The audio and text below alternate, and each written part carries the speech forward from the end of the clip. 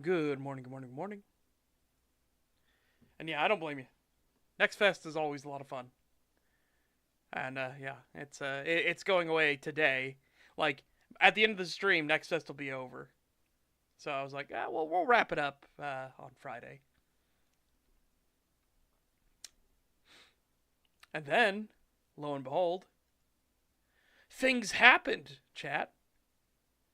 Oh, the things never happened, bros, or BTFO'd again. Well, the administration's doing good work. Oh, nothing ever happens, bros. In tears, once again. But, to be fair, we know nothing would have happened if it was a Democrat in the office. They would have been like, oh, you could kill thousands and thousands more. We don't care. Oh, we're so weak and pathetic. Oh. Oh. The scum of our time. Right. So yeah. I guess we just straight up say it, like, thank God for the USA. The Ayatollah, the great demon, is dead. And his son is dead. And they died like a dog. And it's great. And it's great. The death heard the thunderous cheers around the entire world. White liberal women most affected and crying. And I do include Sneeko in that category. The pathetic fucking loser he is. Oh, it's been good. We've been eating good. We've been eating good in 2026. 2026 has been the year of, like, fuck around and find out. It's been great. Absolutely fucking incredible. Did you see Sneeko's latest attempt? Oh yeah, all of the like leadership. Well, not all of it, I guess. The vast majority of their leadership, their upper echelon, gone, smoked, dusted. Good riddance. Every single one of them a demon. Every single one of them better off for humanity that they're gone.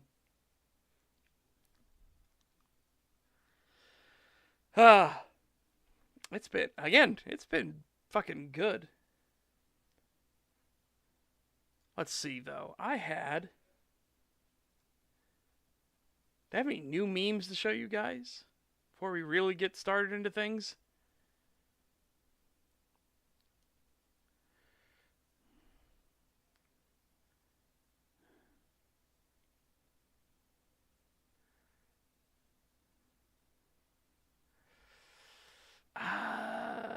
That'll get the stream. Well, it'll only be claimed on YouTube.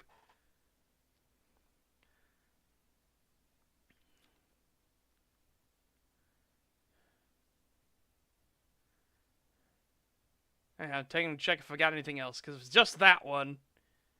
And that's a bit... I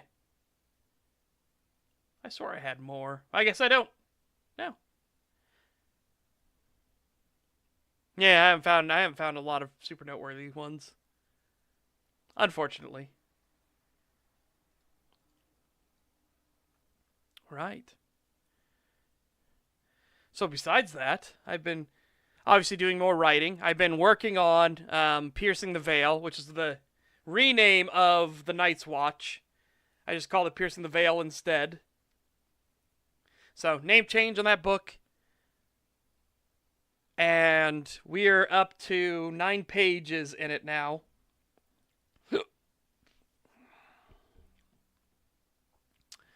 I've been going back, and I've been fixing up a couple things in Guardians of Nature. I'm going to start the Chapter 3 rewrite in Guardians of Nature soon. Den of the Arctic Wolf, we've been putting a little bit more stuff on it. Seekers of Redemption, I haven't touched. Beneath the Canopy hasn't been touched. I think we're still at 15 pages in that.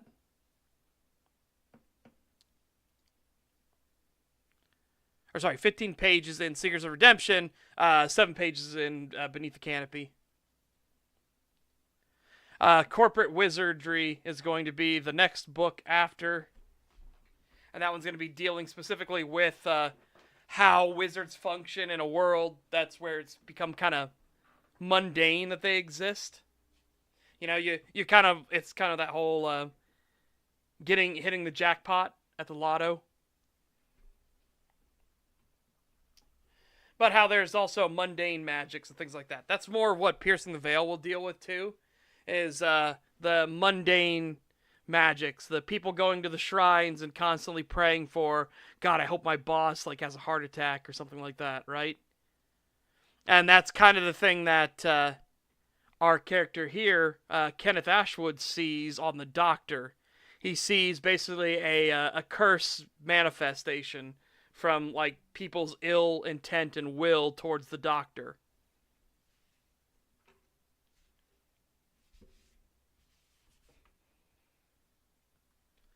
Mundane magics.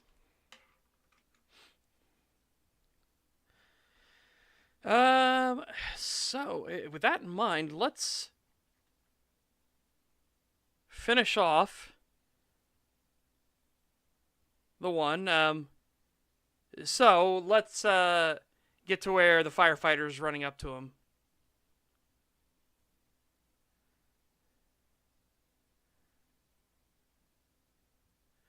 Basically speaking, one of those crazy people must be magic. Oh, absolutely. Remember, again, magic users are very fucking dangerous. The good news is that magic is much more a science, which is how you can have it be so mundane.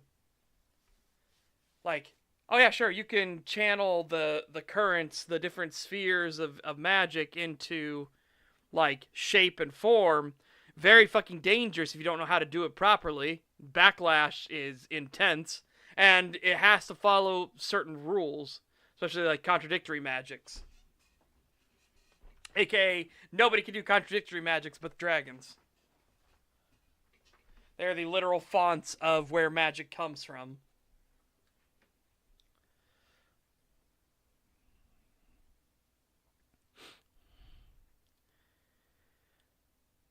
Right. He did his best to turn and answer, but his eyes caught sight of another oddity.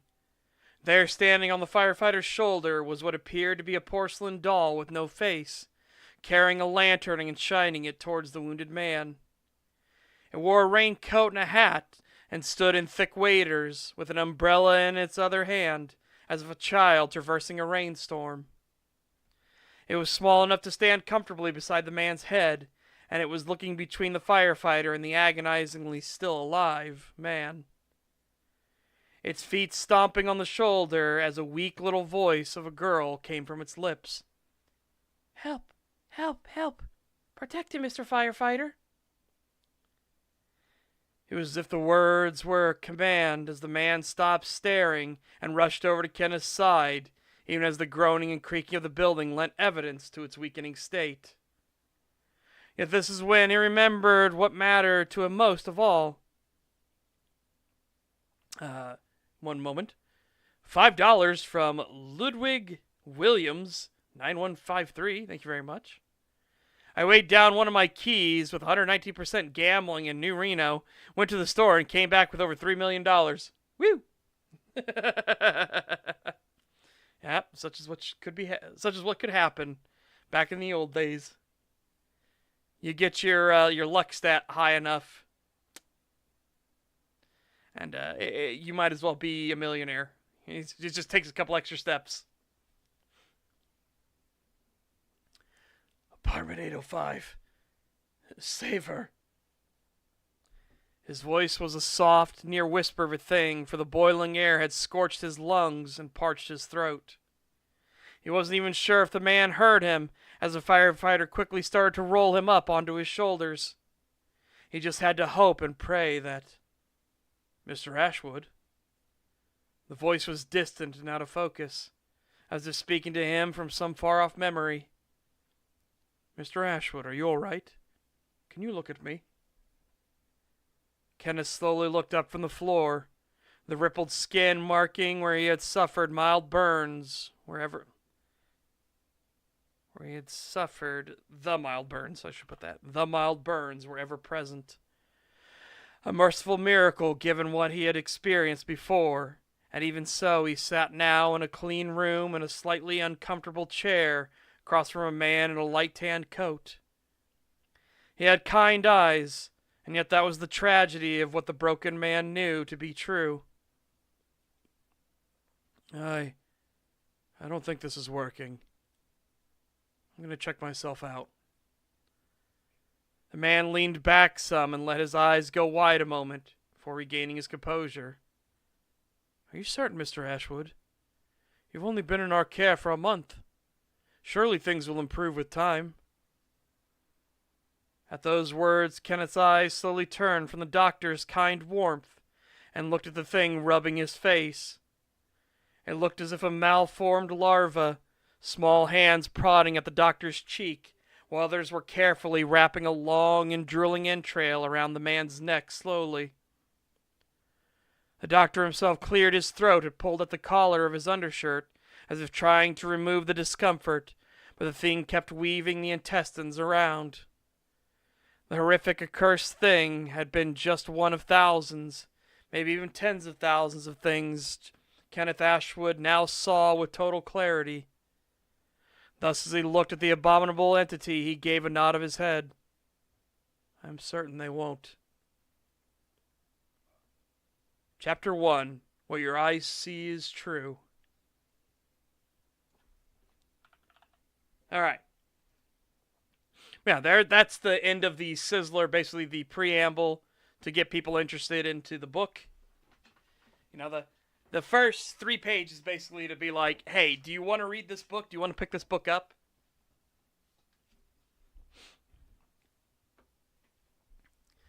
And I wanted it to be like the shrink basically pulled him out of the memory of the fire.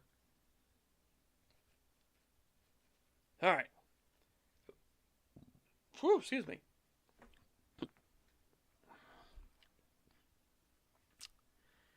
Kenneth checked through the list with the orderly at the front desk, ensuring each item he had arrived with was still present.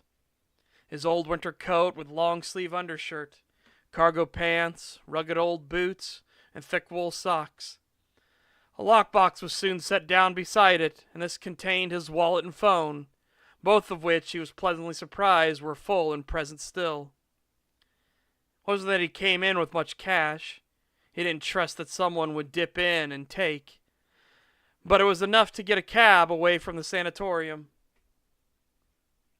Actually, I should probably change that. Sanatorium implies more injury. We'll do the asylum. Alright, Ken. Why don't you check over everything? I'm going to need you to sign for it. Also, you'll be pleased to note that Dr. Vander didn't feel it necessary to inform the authorities. You've been calm and stable ever since you came in those doors, so we don't think there's a risk of you doing anything stupid. Kenneth nodded his head and started to reach for the pen to sign, but the board was pulled back. I ask you don't make a liar out of us, all right? I understand. Don't worry. I'm just processing things. The clipboard was passed back towards him, and he began to fill out the details requested by it. This went on for a time before he turned his attention back up to the orderly. By the way, can you check in on Dr. Vander? He looked like he was having a rough go. Oh? I can go see him once we're done here.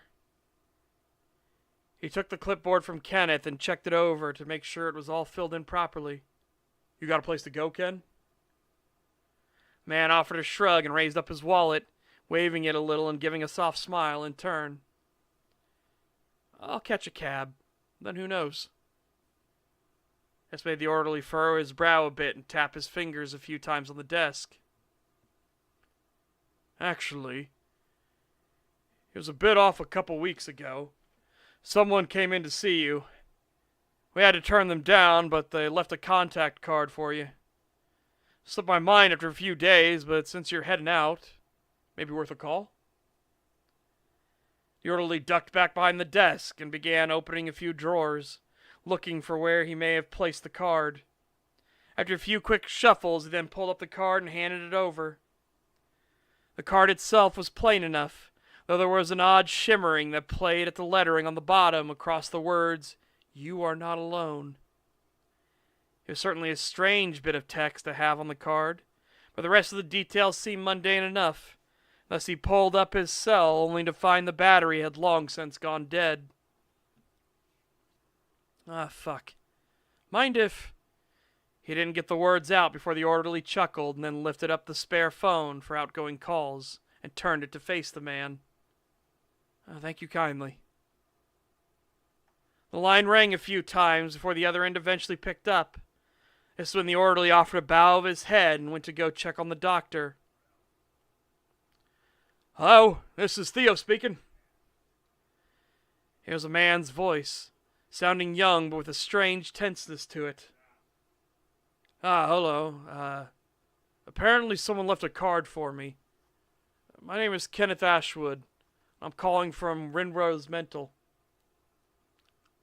Windrose Mental. At those words, the young man on the other end let out an audible exclamation, as if clarity had dawned on him. So you are.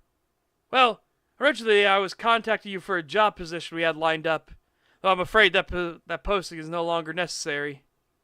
However, we have a new posting open if you would be keen to hear of it. At those words, Ken leaned back and thought, for this was an interesting proposition and lifeline for a wayward soul. A potential new avenue in a life that had been stuck and spiraling in misery and in fear for nearly a year. As he was in his own head, he felt the soft touch along his hand and looked down to see the creature as it stood there. A thing made of straw wrapped around itself and made into a facsimile of a person, while it carefully patted his hand. Its gaze, if one could call it that, looked up, and a warmth of good feelings came to Kenneth as he looked back at it. You know what? Sure. If you'd be willing to talk, or... Actually, I can come by and pick you up. You want to stick around the hospital? Kenneth kept his eyes on the straw doll before he then lightly turned his hand and gently stroked along the doll's arm, softly. These were the ones he most wished were always around, but instead he was often terrified. Yeah, I can do that. Also, a neat trick with the card.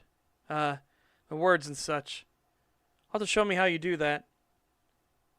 This did not bring an answer right away, but Kenneth could hear the slight chuckle, and he spoke with an obvious grin on his face, audible even if unseen. Absolutely. It'd be my pleasure. I'll come and get you on my way to the worksite, all right? Should be about 10 minutes before I'm done here, and say 25 or so to get out to the U. I understand. I'll be here. Thank you. With that, the other man hung up the phone before the orderly came rushing back in. The timing was nearly perfect. As the moment the phone hit the receiver, the panicked orderly snatched the phone and began dialing out. What's going on? Dr. Vander collapsed. He's choking, he can't breathe. The hastened fingers of the orderly brought a response from the phone. Hello?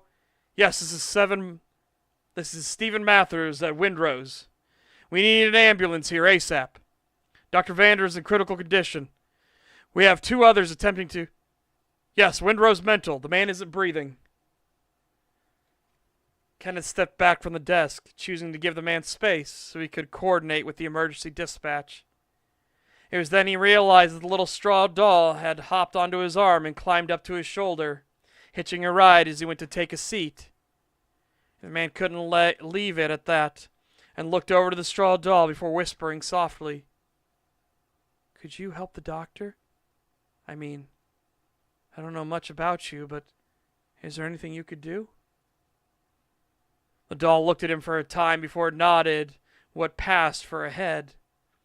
It then turned and leapt out into the air, spreading its limbs and starting to float and bob as if in the water, heading towards the orderly. Soon the pair passed out of sight, and the man leaned his head back. Thank you. If only all these things were like this. This was when he was alone, or as alone as he could be, while he did his best to look away from another thing now wandering out from one of the halls. Its eyes had no pupil, and its mouth was broken and twisted into a smile, while it had no arms and its legs were bound, causing it to hop.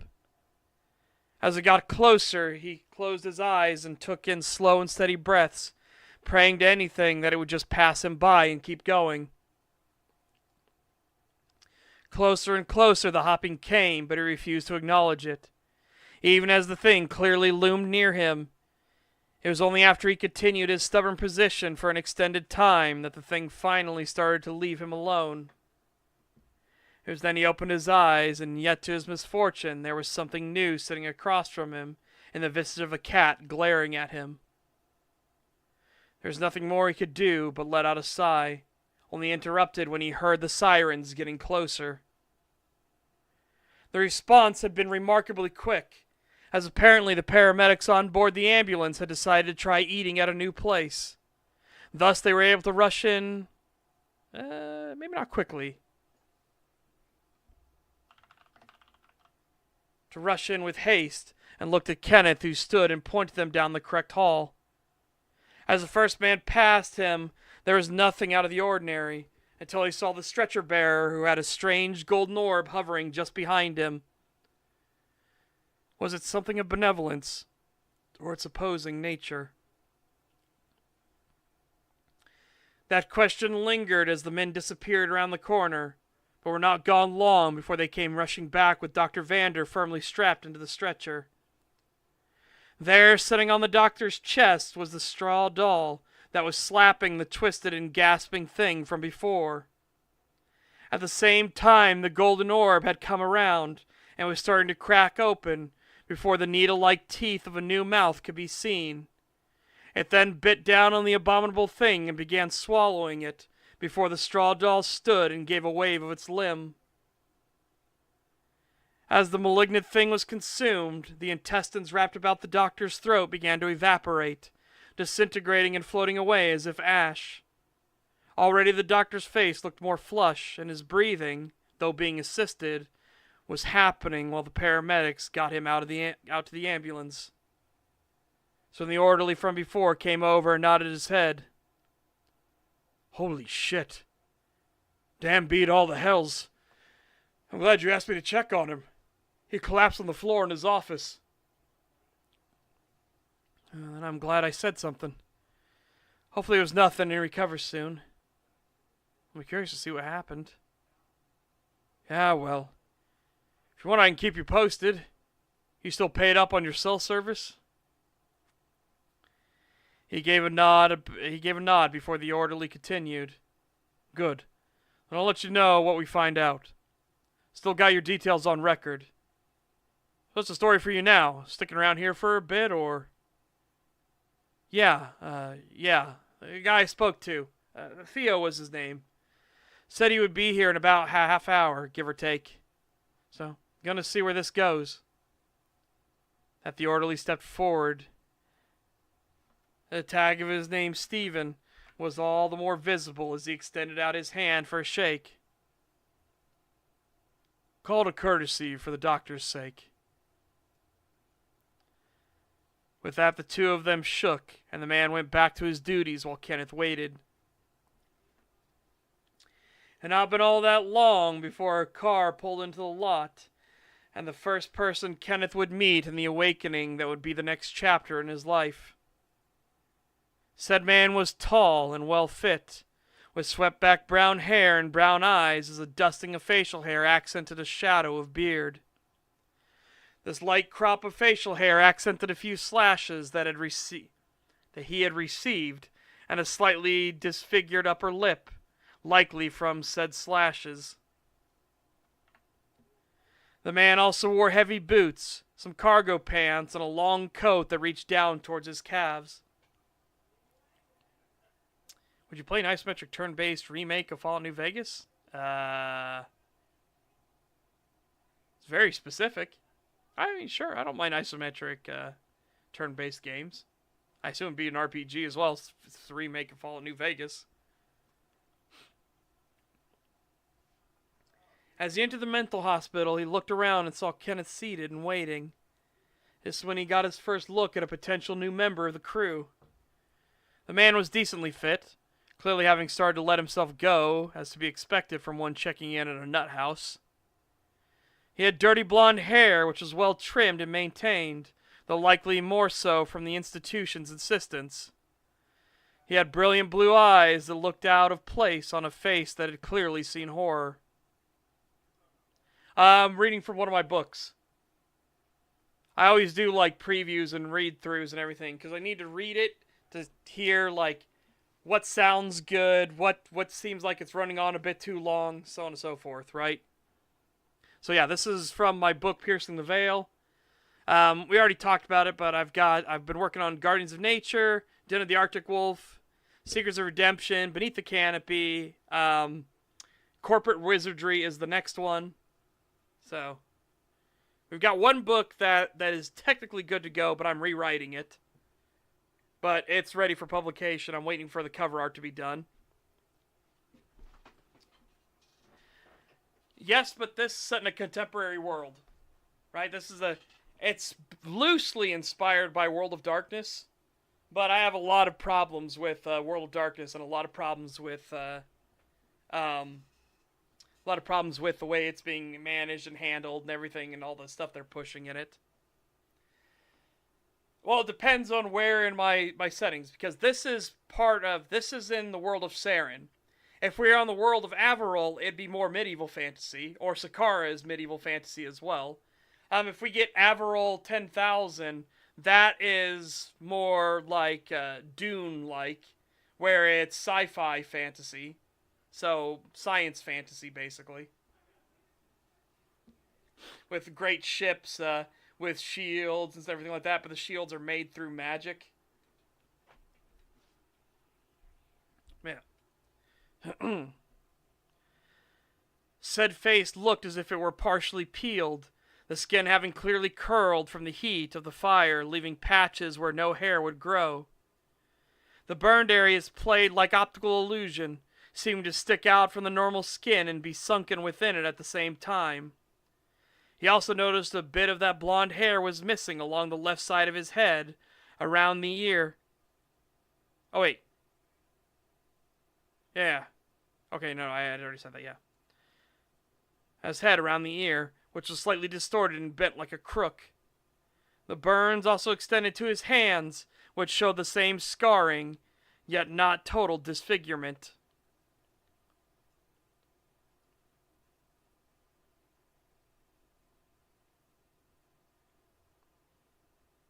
No, you're not the only one here. Most people, like JoJo and Grynus and Anti-Boy Scout, will just listen. They'll sometimes chime in and offer, like Anti-Boy Scout will, like during the whole thing when he picked up the phone and got the thing, like, hello, is this a cult? But most of them just listen in until it's done.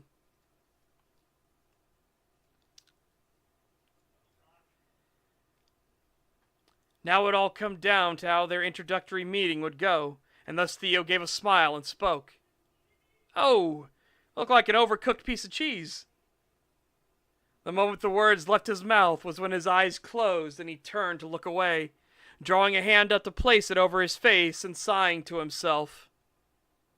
That was certainly one of the openings of all time, and truly regrettable one at that. After taking another breath, he opened his eyes and turned back. Sorry, I was a bit nervous. You Kenneth Ashwood?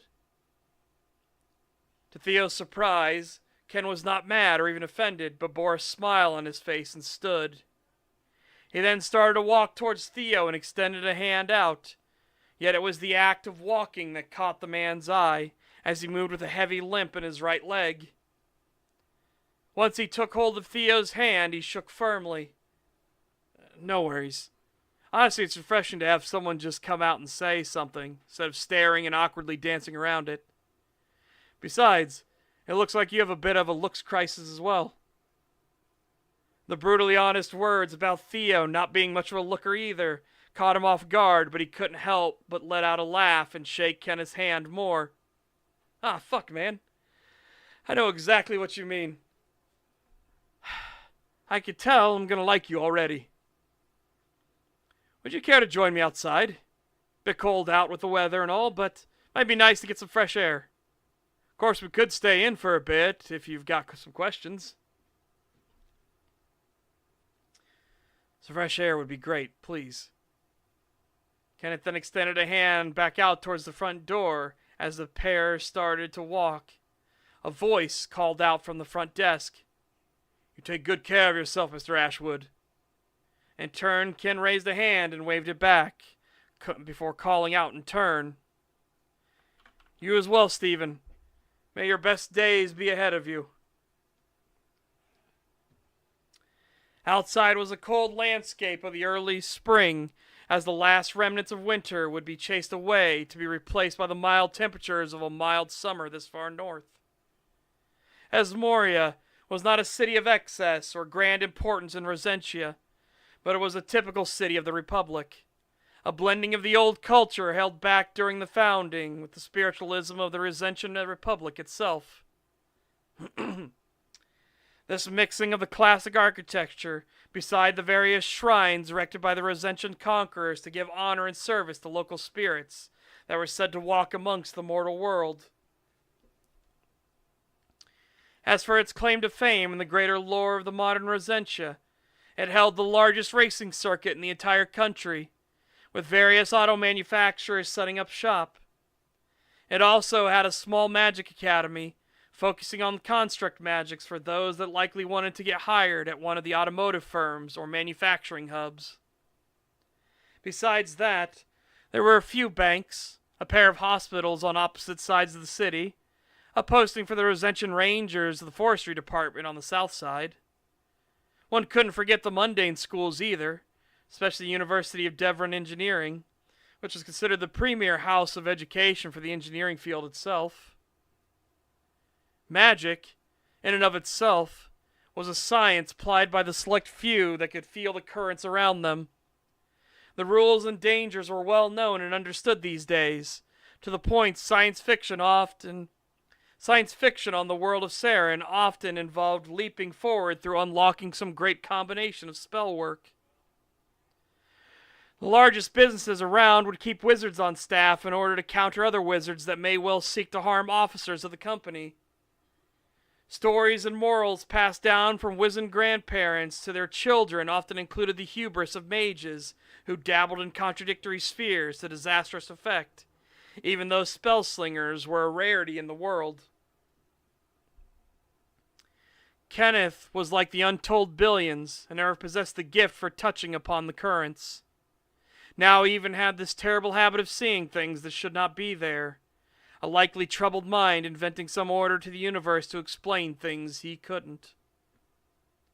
And that's where we're up to thus far in Piercing the Veil. Again, laying more foundation stuff. Originally, I was going to have Piercing the Veil take place in Carmen. But then I figured we have Guardians of Nature and Grey Wolf, which is going to be set in the eastern seaboard, but the central eastern seaboard, right? Then we have Den of the Arctic Wolf, which is set in the northeast of Rosentia, so up in the cold, frozen north. We have Seekers of Redemption, which is set on the west coast, which is going to be the southern west coast. So I was like, okay, I'm going to I'm going to have this be another place that fills in. Beneath the Canopy takes place in Cedarville, which is on the central eastern coast, but, a bit inland. The whole point behind Cedarville is that it's supposed to be completely it's a flyover, right? You don't realize it's there. It's a town you pass through. So it being where, Everglade is going to set up its headquarters, this massive conglomerate, is kind of what the tension there actually is. Right, it's all history of world with no magic, so unrealistic. Oh god, if you saw the notes for the history in this world, holy shit.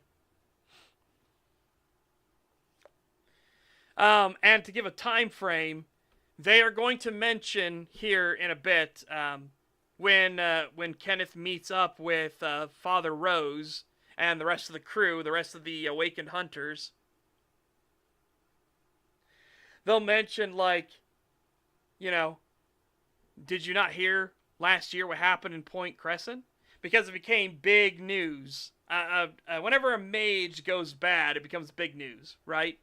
Because the people have their ability, the people that have an ability to wield the magical currents, to bend it to their will, if they go bad, it's pretty devastating.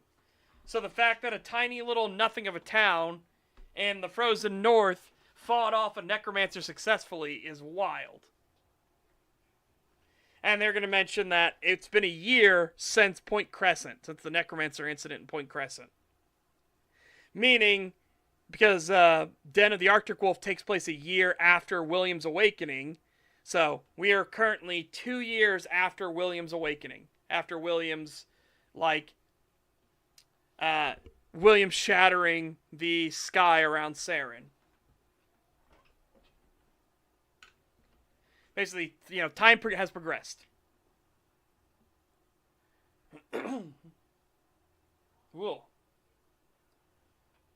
I can't wait to start writing Scratch either. Scratch will be a lot of fun. A deranged gaslighting piece of shit. Dude, Scratch is going to be so much fun.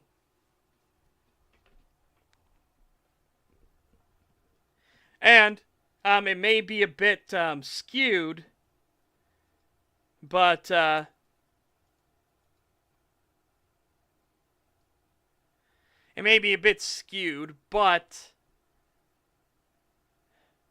damn it, I shouldn't have read that message. I read a message in the Discord because it went bloop and pinged up on me.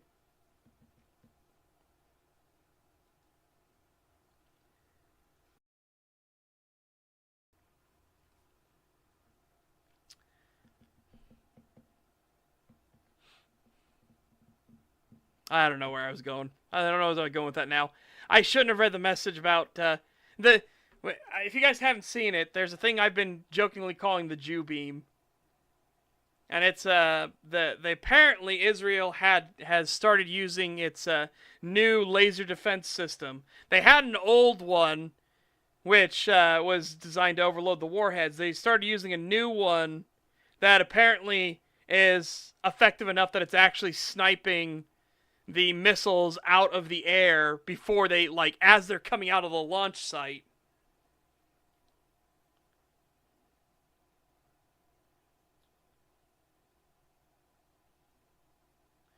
And someone posted, the stuff's going up in the air. It's probably interceptor missiles. Interceptor missiles that fast?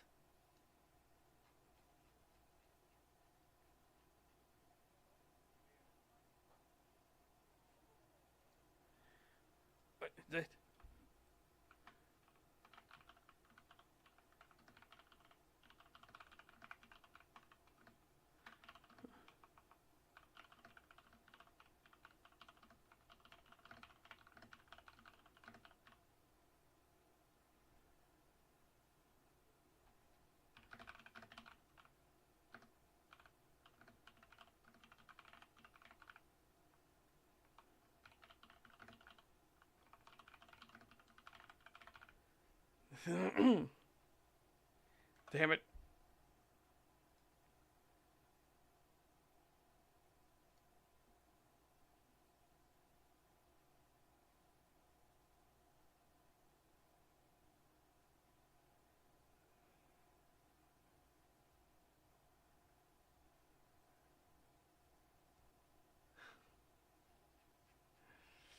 I wish I hadn't read the message. Now it threw up my whole track. Threw up my whole track right there. Hang on a second. I'll show you the video I'm talking about.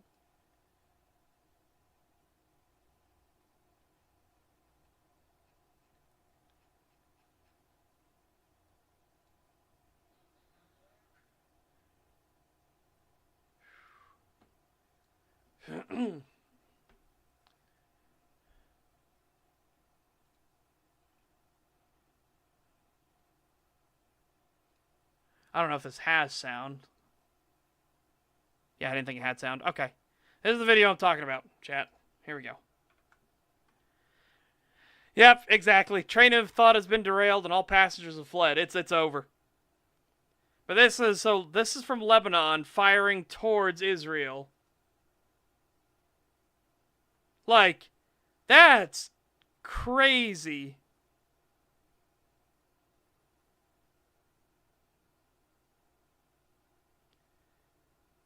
And so one of the people in Rags' Discord says looks like typical interceptor missiles because the sparks are flying upwards. Like, that's a Lebanese launch site. Like, what?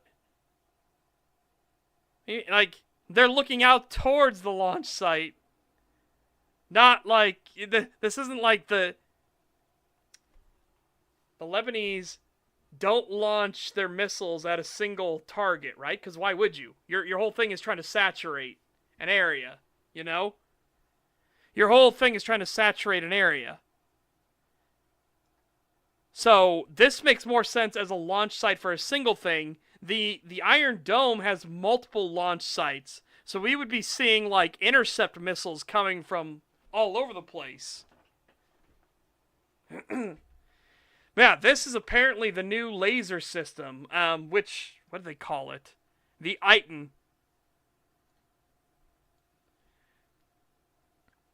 Israel used this laser air defense system against rockets launched from Lebanon. The Laser Dome, or Iton, laser system successfully intercepted rockets from Lebanon, a new era of defense. So again, and as far as we know, yeah, this is, dude. I hate when people do this, right? Hey, people do this, like, yeah, some get through. It's not a perfect system. They're fucking trying, okay? It would have been so much better if they didn't even bother, right? And they didn't even bother. Fucking, I hate people. I hate people so much. They can't think for a second. I fucking hate them. Hey, just... Yeah,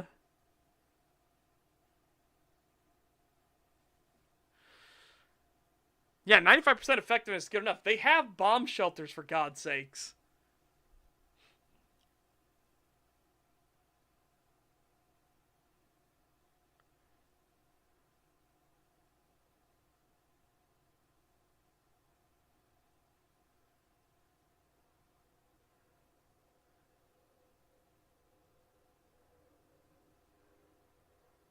This is footage of Iron Dome failing? What the fuck are you talking about?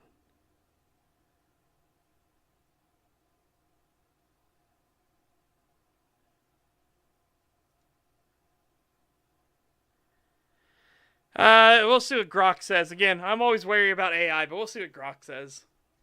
Sure, Israel's Iton Laser Dome Iron Beam is a high-energy solid-state laser system. Radar detects / tracks the rocket. A gimbal-mounted director aims the beam with adaptive optics fixing air turbulence. It fires intense light at light speed, heating the rocket's metal casing / warhead in seconds until it fractures or detonates early. Range is about 10 kilometers. Costs pennies per shot versus $50,000 per missile. Video shows overnight intercepts versus Lebanon rockets. Bright flashes trails are the hits. New layer for cheap threats like these. Yeah, we'll see. Well, that's apparently the thing, right?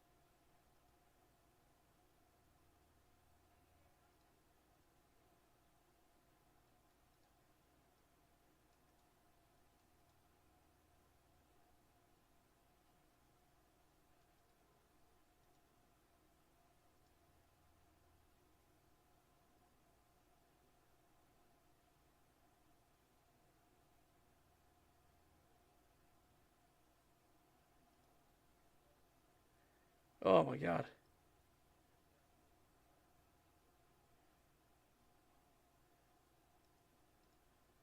No, whatever. All right, anyways. Yep. Hate when they argue both sides. Your air defense doesn't work, but also your air defense is so good. Any retaliation is unjustified. Yeah, exactly. I hate that shit. Hate it so much. If I can talk it out of both sides of their mouth. Oh, very frustrating. Very frustrating.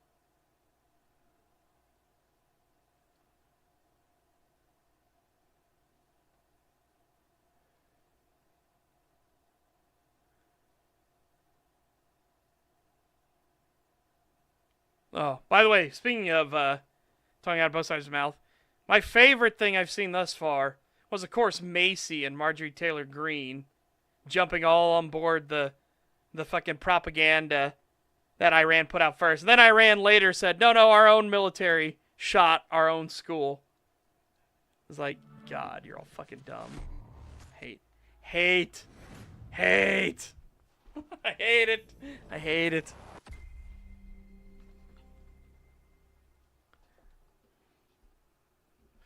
Uh.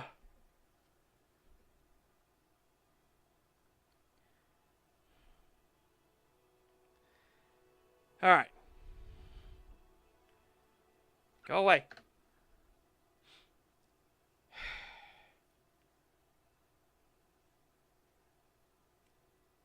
Oh.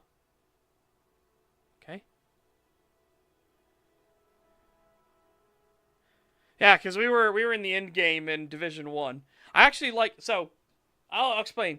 Division 1, it was a solid foundation of a game, right?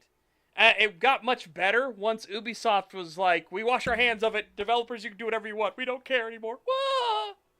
I don't know why Ubisoft decided that, but the game got way better after Ubisoft basically fucked off, right? Which was wild. I also had the only BR mode I've ever actually liked in a game. And I mean truly liked.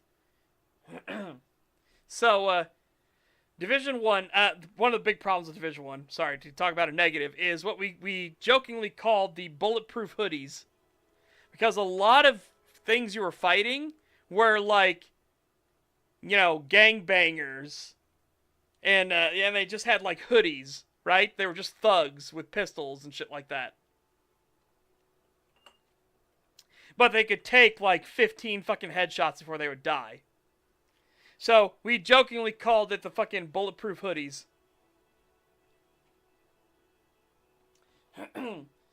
Now, that was an unfortunate way that the system was balanced, right? So that you had mooks and things like that. Like, it made more sense when you were fighting the boss enemies. And they were wearing, like, full-on, like, killdozer. Sorry, not killdozer. What are they called in... What are the overkill... difficulty dozers called? Are they literally... They might be called kill dozers as well in Payday. Yeah, basically when they're in full bomb squad regalia, right? Full bomb squad suits and everything like that. Like, there's a little more believable that they're soaking up bullets. Yeah, but I was doing specifically the Payday variant. You have the dozers, which are wearing the EOD gear, which is explosive ordnance disposal. So you have the dozers, but then you have the overkill variant of them, which is when they get that skull spray paint on the visor.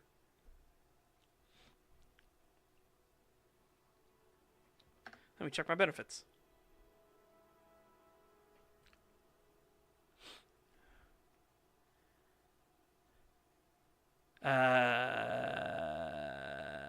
View all rewards.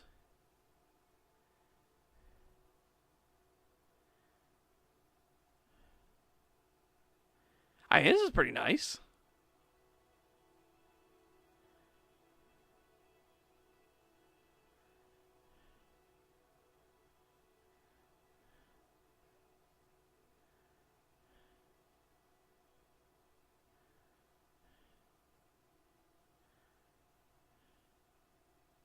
I got some Siege stuff here as well.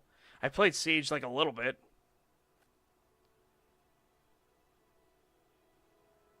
Who's that Australian that made an Iron Man suit? Oh, I know who you're talking about. He's basically it looked like he had a giant fucking stovepipe. Um, fuck. I can see it in my mind, but I can't think of who it is.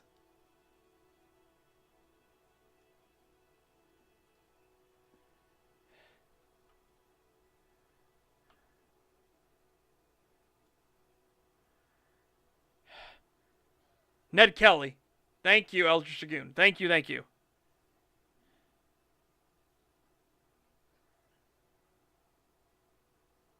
Ah. Bastard bitch. Oh, bastard bitch. What do we need for this? Oh, Battle for Brooklyn. Okay. Well, I mean, we have it. Yeah, by the way, this is on sale for 90% off right now. I went and got the Ultimate Edition because I had always been thinking about it, and the Ultimate Edition is 80% off. So, you know what I mean? Really fucking cheap right now. Game's really fucking cheap. So I was like, yeah, hell yeah, I'll do that. Alright, boop.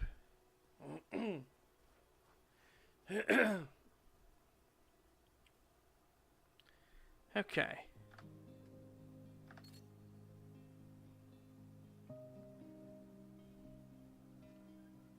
Oh, tomorrow. Alright.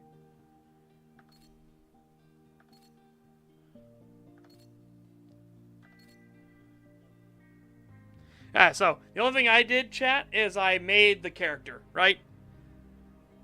I made Strithlefur real quick.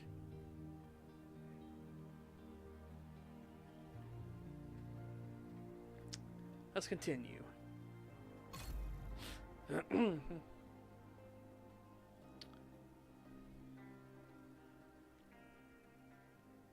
We really need a Red Dead set in Australia at some point. That could be fun. But I just want a good Wild West survival game. You know what I mean? Incoming alert on the SHD emergency channel. Flash priority. The base of operations is under attack. Hostile forces have breached our southern perimeter. We are in need of immediate assistance. Repeat, need immediate assistance from any nearby agents. Oh. Hang on. Feeling the vibes here. I need to...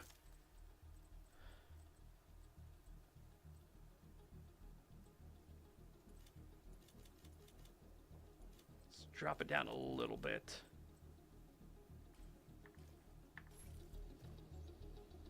It's still really high.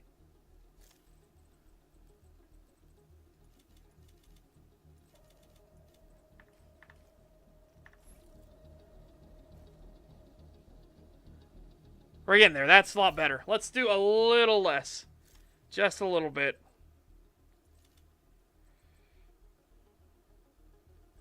I'm going to keep that up a bit more. Mouse. Oh my god, mouse smoothing off. Holy shit, yes. I just saw that that was there. It's like, no, get rid of that.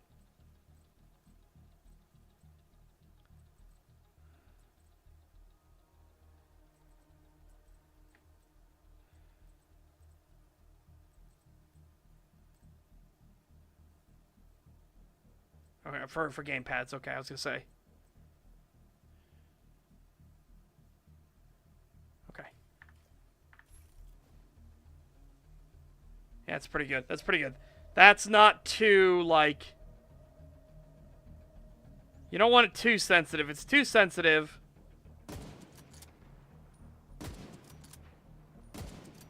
It gets hard to aim. Maybe I'll lower it a little more. I'm going to lower it a few more notches. Because if stuff's too sensitive, we'll go ahead and go to 15. It gets hard to accurately aim because any little flex or tap will send you, like, wildly off target, you know?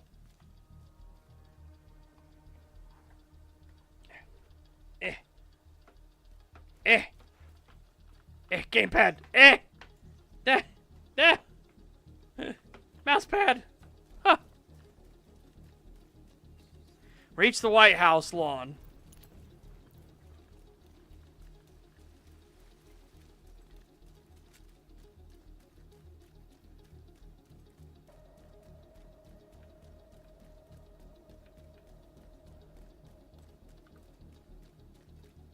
Was it Q?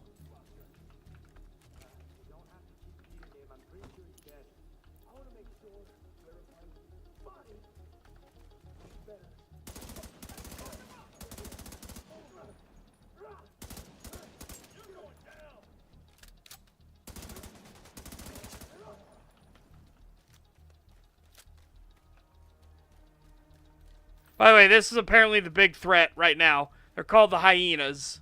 Or that's kind of been the term they're using for it. Is this Ubisoft? No, that's the thing. With Division 1, it was actually really nice. Again, once Ubisoft fucked off and left it alone, I'm seeing what Division 2 is like now that it's been left alone. Remember, this game came out in 2019.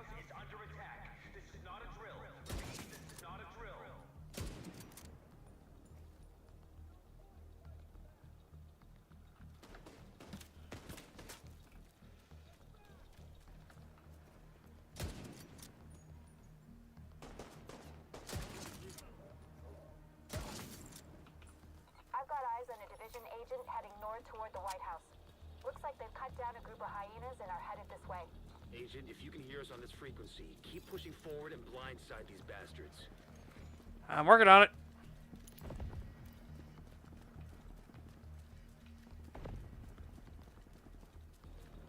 Like, I really like the first Division.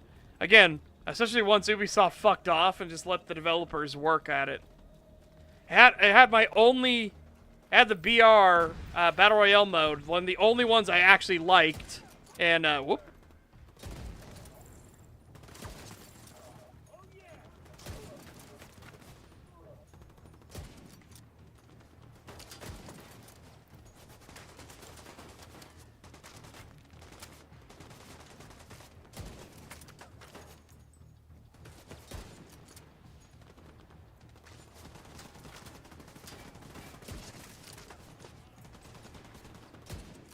Missed him. Fuck.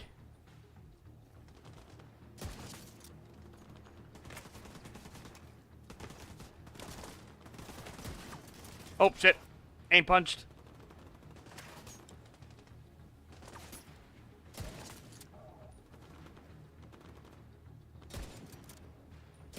Oh, stopped. He stopped moving.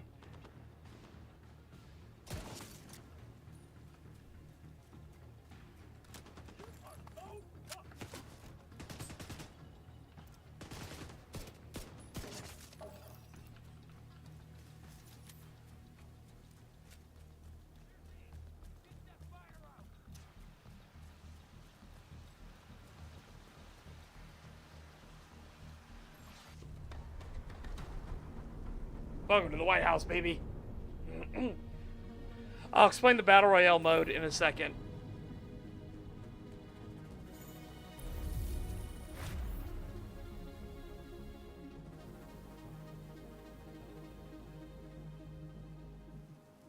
Alright. So, the Battle Royale mode in Division 1. You basically get an alert that you're going to go out and find this bastard piece of shit, right? You're going to go find a piece of shit that you need to hunt down who started the whole disaster. They started the plague. You get on your helicopter to go out there. The helicopter gets hit and you go down in the middle of a blizzard.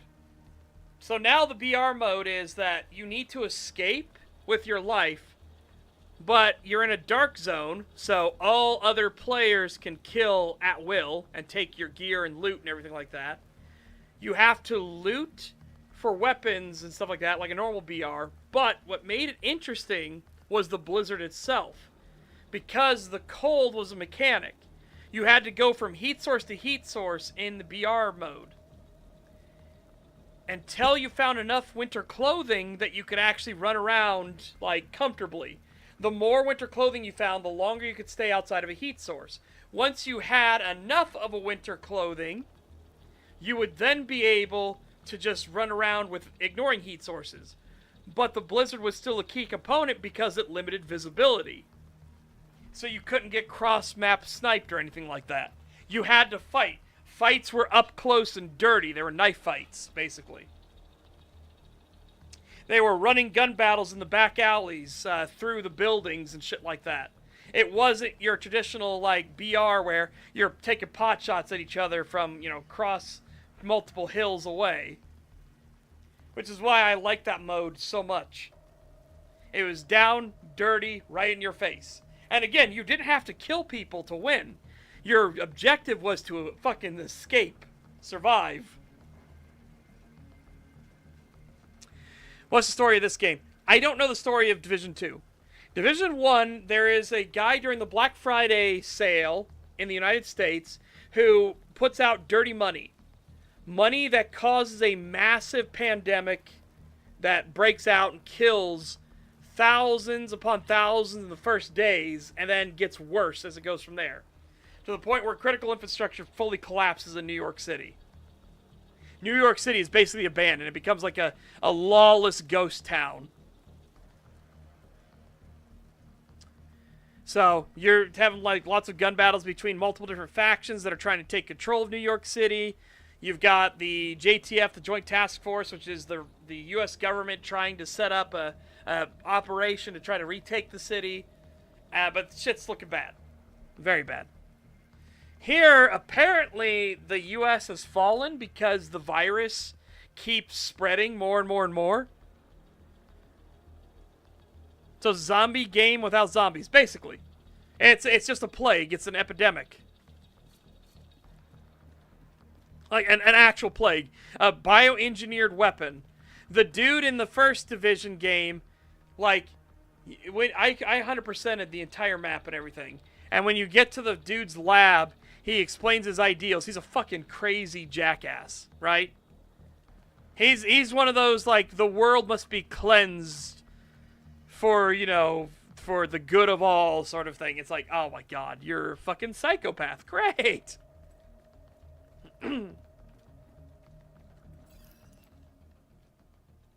thanks for the help out there.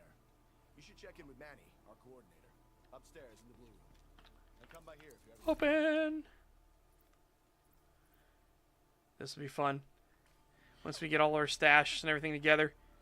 So what happened in the first Division game, and hopefully they do it here as well, because I hope we don't see this constantly. But in the first Division game, as you upgraded your base, things got nicer, more put together. People were actually like, like the hallways were swept clean. There wasn't trash everywhere. As you slowly upgraded and improved more and more areas, unlocked new functionality in the base. It was really nice. You don't need Uplay. Ubisoft Connect is built in now. Uplay has basically been taken out back and shot.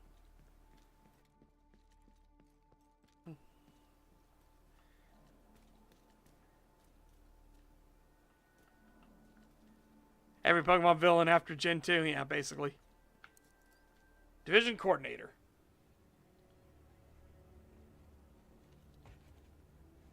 This is you. Welcome to DC. I'm Manny. I run comms. I'm guessing the division alert brought you here? Damn glad to see you. Let me show you exactly how screwed we are. Ever since the JTF imploded, the city's become a playground for murderous fuckheads. There are several main factions, and a whole lot of bottom feeders sucking up whatever the big dogs miss. A few civilian settlements are still holding out against all this villainy. They need more help than we've been able to provide, especially since the division network went dark. That's Kelso. She's one of the last surviving agents in DC. She's operating out of the theater settlement on a priority mission.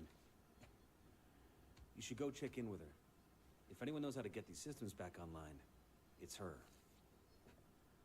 Oh, and introduce yourself to the locals while you're at it. Heard this game isn't as good as the first one? I'll be bummed if that's true. By the way, Agent, Head downstairs That wouldn't surprise and me. check in with the quartermaster. He can get you set up with some division tech. You're gonna need the edge.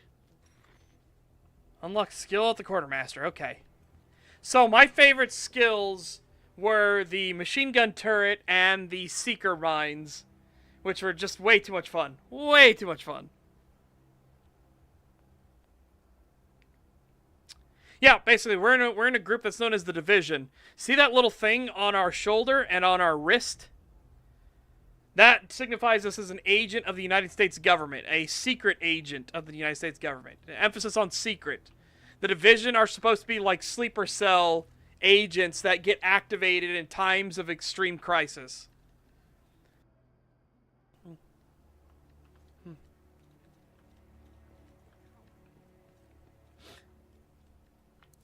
Hey there. Up for learning a new skill? All right. Ooh. This was my favorite in the original, the Seeker Mine. It's so much fun to just toss it out, and you see it roll, and then it just goes, bloop, and then it just, like, you see a little laser beam, like, I'm gonna fuck you up, specifically, and it goes rolling around, gets behind the cover with them and everything. It's like, yeah, you're a dead man. I'm coming for you, motherfucker.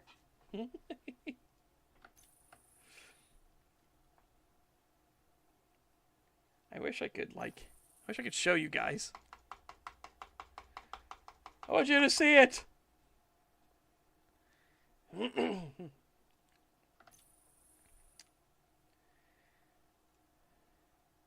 Man, you're not allowed to see anything. I guess tutorial, whatever.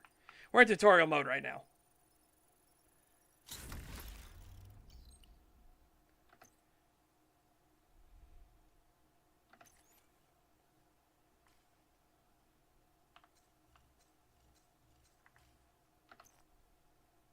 Fine.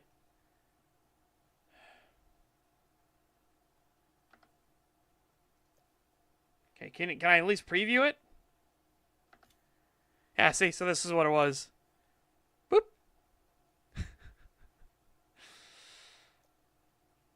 The airburst one was fun because you'd see it hop up. Watch. Oh, they got rid of the hop animation.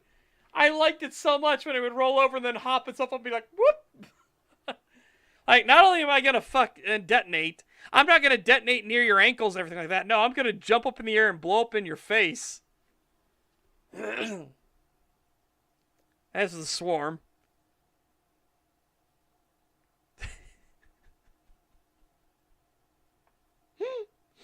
I loved the Seeker Mine in the first game. It was a lot of fun.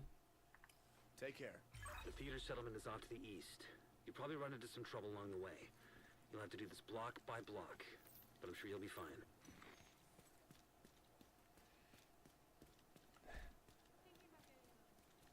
Mewdolf Kittler. Mewdolf Kittler. Oh my god. Oh, perfect. Oh, hang on. One thing. One thing we got to make sure of. Because the first game did it, and I hated it.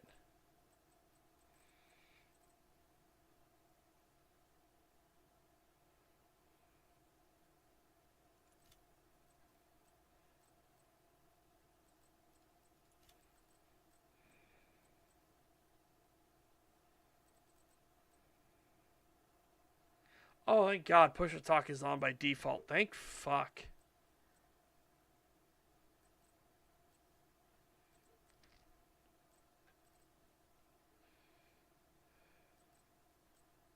Okay. Whew. In the first game, your push to they didn't have push talk on. They just had microphone enabled by default, and then it was just open season. The worst part about the first game, though, too, early days of the first game, mind you, was that they also, like, all of your stuff was tracked on your end. The neighborhoods you'll be moving through are So, territory. cheating in the first Division game was stupidly easy. People found the file that kept track of your health, your ammo, and everything like that, and you just edited it. They've been an especially serious problem for the theater settlement. Given our situation, we need the help. You're like, all my magazines actually hold 9,999 bullets, thank you very much. And I have 10 quadrillion health. Don't forget that we have to get the Shade Network back to full strength. In a lot of places, the Division has been the only thing holding people together. But where DC is the priority, most agents are completely cut off. They're not gonna last long without support. Okay. One thing I'm trying to remember was it... No! Damn it. What was the... There was a ping. There's a ping function you could do in the first game to try to find loot and treasure and secrets.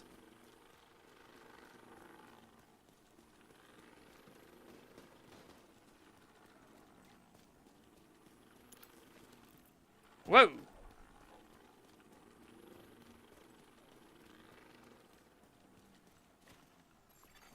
Portable device detected. Yeah, like this. Again. And it was worth getting this stuff because you might get, like, yep, Secrets and Sacraments. But it was worth doing because you could actually get, like... Oh, here we go. Ah! Okay, people, let's keep this ball rolling. Ramon, what have you got? We got the Iowa delegation on board if they get the amendment about biofuels. How many are left of the Iowa delegation? 4. The rest are all sick. Well, let's hope those four stay healthy. Who else can we count on? Hey, just got this. Yeah, you do this because you could get, like, this. Where you would have, like, new clothing options and everything, too. What is this? Yeah. I mean, it's getting really bad out there. Shouldn't we be, doing something else to help? You mean instead of trying to push through an energy bill with the world falling to pieces? Well, yeah. Look, sooner or later this is going to pass. And when it does, all the Like this. problems we're dealing with Apparel. now, they'll still be there. So it makes sense. Very much worth finding this stuff. So you could actually customize your character. Because your clothing didn't matter to your stats. So you could make yourself look the way you wanted. Which is always really fucking nice.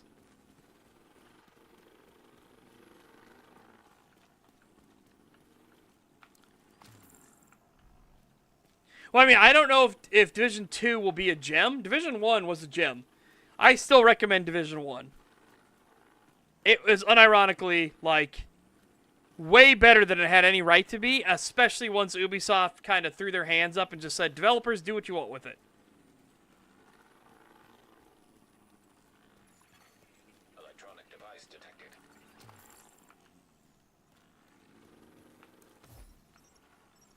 Now? Hold up. They're still too spread out. This is gonna be good. Not if they notice us first. Keep your goddamn head down. Look at those idiots. They have no idea what's coming. That's the fucking idea. Get your fucking head down. What are we waiting for? They're not even armed. This is gonna be a fucking piñata party. If you're expecting candy, you're in for some disappointment. The candy isn't the fun part. The fun part is seeing it fly everywhere when you whack the shit out of the piñata. I don't think I'm gonna be too disappointed. It's tutorial, thank God. Alright. Yeah, and this is the way they would break down everything, right? Especially with, like, biohazard shit.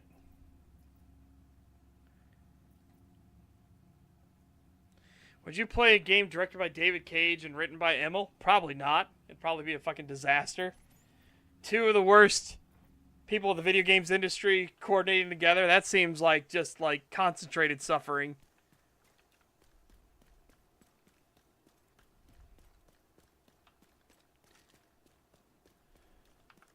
Oh, shit. Ha ha ha!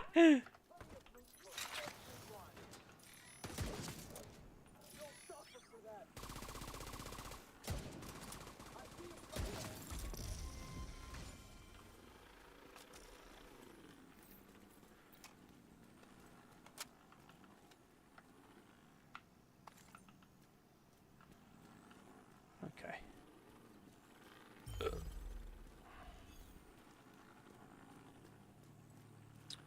It doesn't look like there's as many buildings you can go in, though, as in the first game.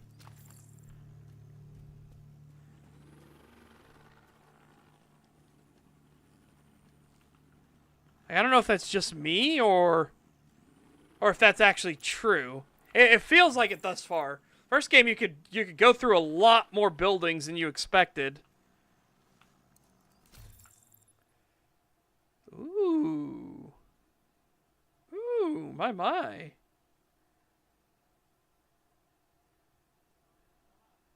Okay, yeah, no, equip it. I'll equip it right out.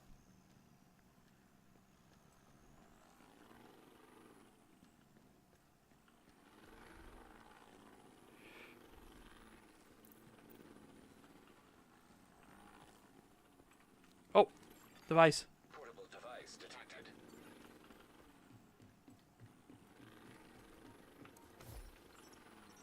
I see you hanging out with Peter a lot these days.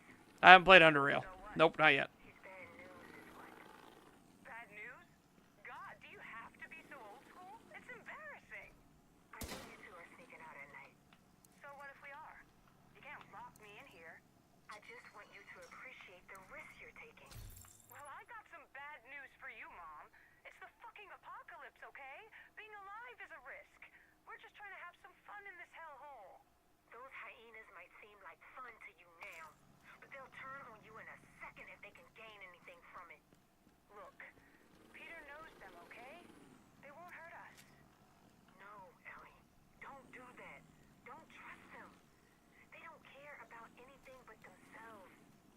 Please remember that, if nothing else. Okay, Mom. Oh, fuck. Oh. I did it twice.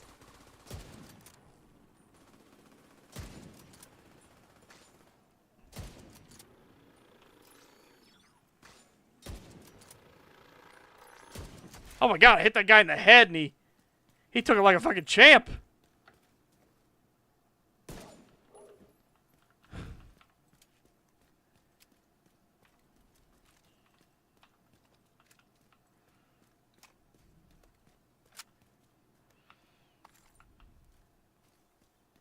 I have to actually check like all of our weapon stats and everything.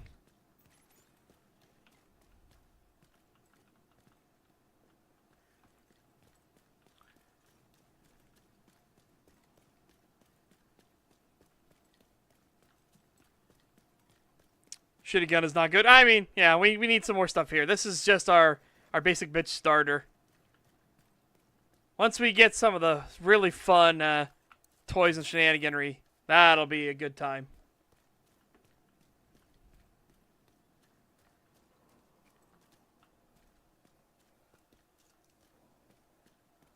And I'm just exploring instead of going on the main mission.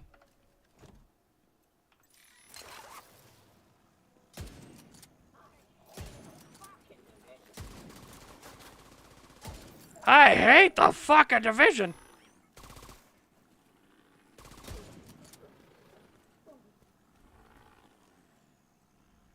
Ooh, body armor level 2.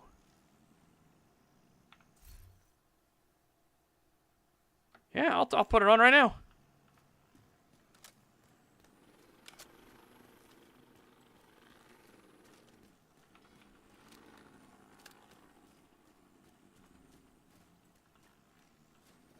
Convenient.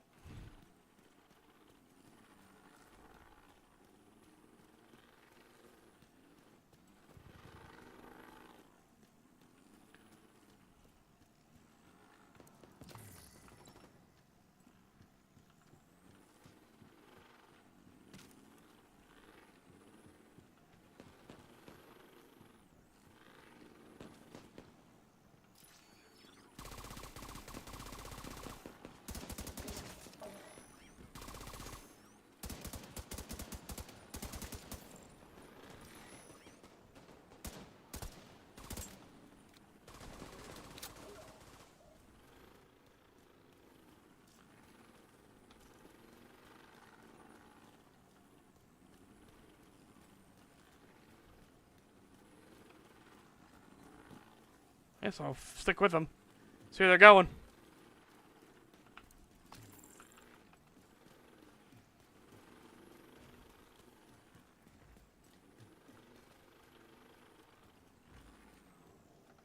Well, that's lame. Come on. Did that not go through? Probably not. You two might have sniped you on that one.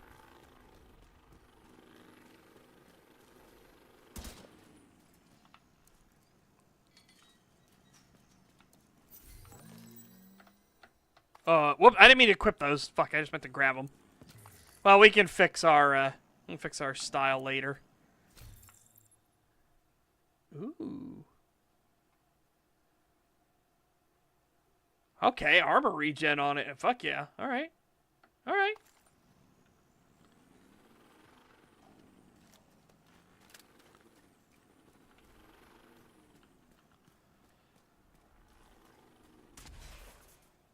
I'm just having fun exploring.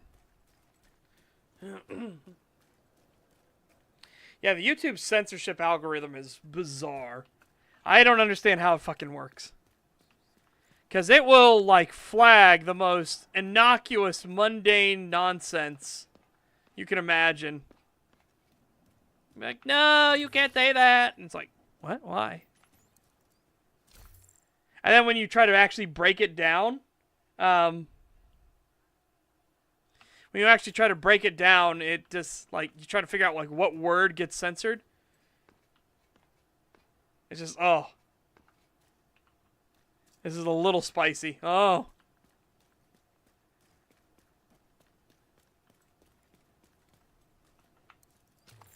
Well, you can probably go say it on Rumble.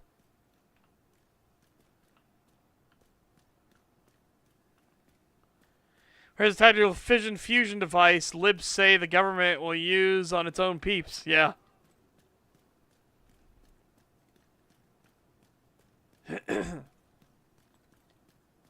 Oh. Who's a good pupper? Can I pet you, pupper? Come back, pupper! Pupper, plate! Wait, puppy! Oh! Come here! Doggo spotted.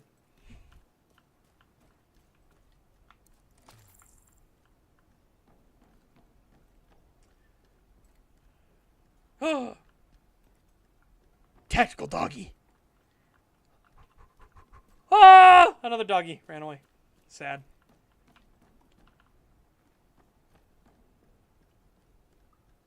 Wait, doggy, don't run that way. Hassan's over there. No!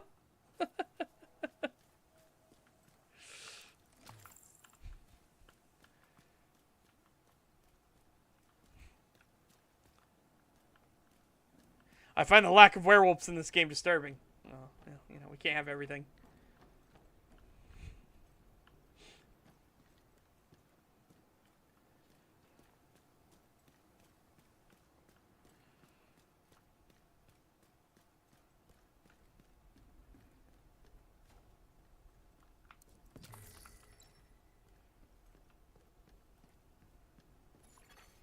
Nearby echo detected. Oh, here we go. Hey, wait. Echoes are interesting. Because echoes were like, they could replay events that took place. So in the first game, you would use it to kind of like piece together the story and everything. Like, along with all the, like, cell phones and things like that you would find, right? Ooh. Ooh, hold on. We're looting that, and then... come in here. Yes, please.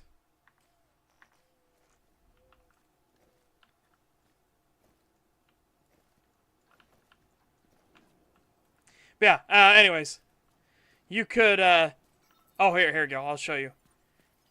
Like, this takes, like, all the camera footage and all kinds of, like, things interconnected and kind of reconstructs what happened. That's the best you can do, shithead! God damn it, Kelso! They got us cornered! Get out of cover and waste them already! Shit! Sniper, 12 o'clock. I got him! Oh! Odessa, I got you! Kill him! Kill him! You're dead! Come at me, motherfucker! Kelso, you crazy bitch!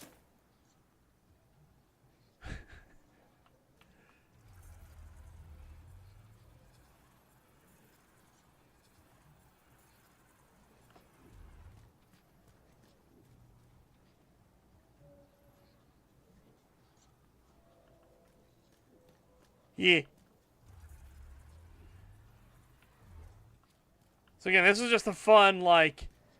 this was a fun mechanic to try to, like, piece together the stories and everything that happened. Is that the best you could do? I really liked it as a mechanical thing, well, especially when they explained like how it functioned.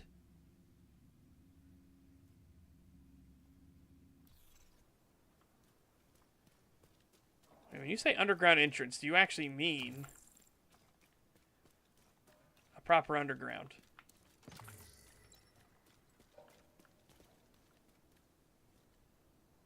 Popper.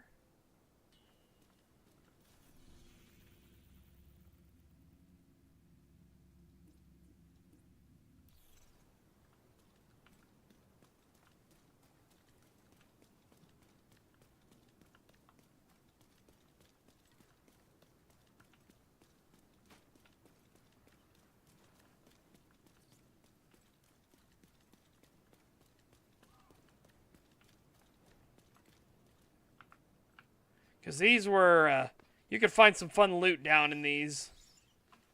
But I don't know if they're, again, I don't know what all's going to be the same, what all's different. A lot of the buildings you can't go in, which is sad. I feel like in the first Division game, you could go through more buildings.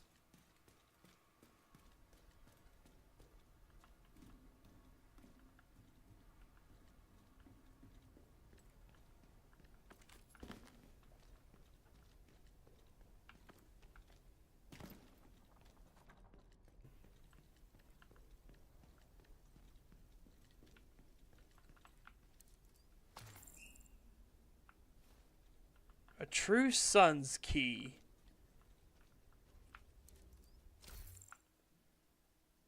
Okay.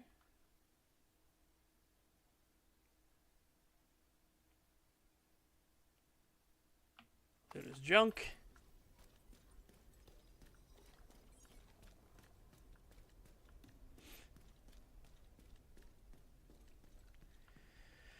$2 from Ludwig Williams. Thank you very much. Thoughts on diegetic character creation?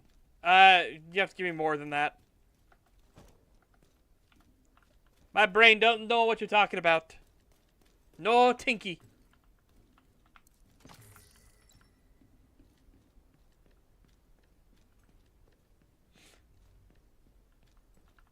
Oh. Hyena's key. Okay. So, True Sons is going to be an enemy faction. Hyenas is obviously this this raider faction we're fighting.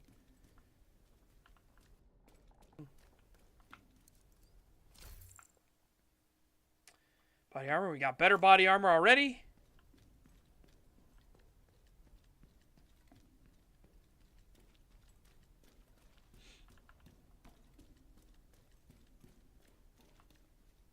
Should be in-universe character gen like Bethesda is a fan of. Fill out this form. You were a soldier, eh? I mean, why not? It's very fitting, you know? Like, it's nice. Obviously, it doesn't make sense for your world, right? Like, I'm totally fine with either or. Either being diegetic or it being a just typical character creator. I'm fine either way. Electronic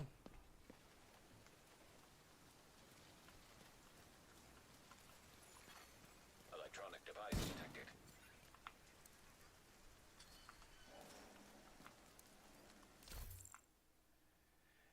Like, you could say there was, whatchamacallit? System Shock 2 Device detected. had a diegetic character creator, right? Because you would pick your class, air quotes, by what military branch you served in. If you think of them as people, it suddenly gets that much harder. But if you simply look at the balance sheet, how much of an obstacle someone is, or how much benefit there is in letting them keep breathing a while longer, Aaron Kenner, by the way, becomes simple math. this motherfucker is the one that actually released the virus. To do. It's almost as easy as putting 2 bullets center mass and a third one in the head.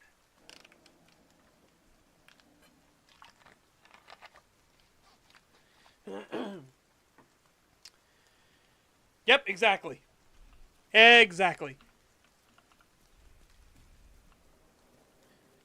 Well, this is obvious as a thing. I want it! I wants it, precious. I wants it.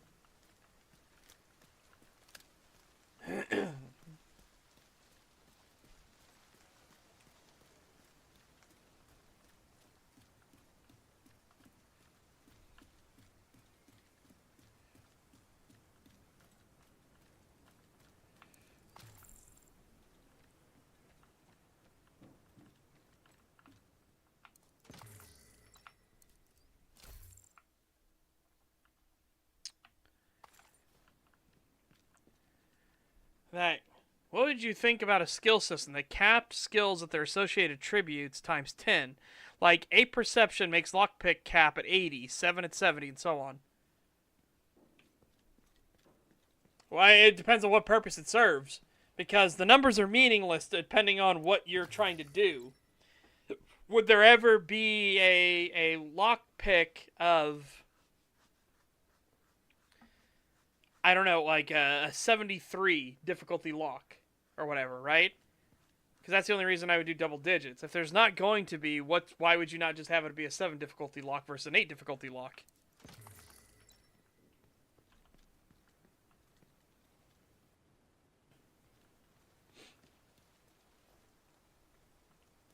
And in System Shock 2, part of the charm is going through the, like, military service recruitment thing. So I'm totally fine not having the start of System Shock 2 being skippable, right?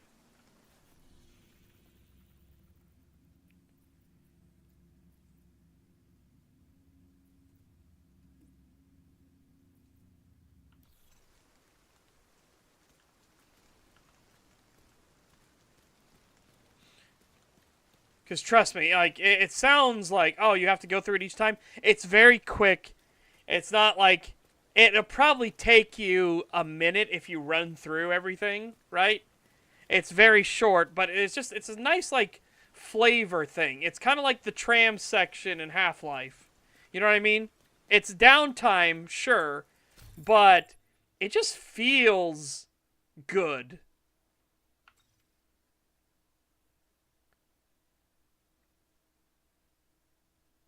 That's pretty nice. Big increase in armor and skill haste. The damage is only 1%. Yeah, I'll take that. Put it on.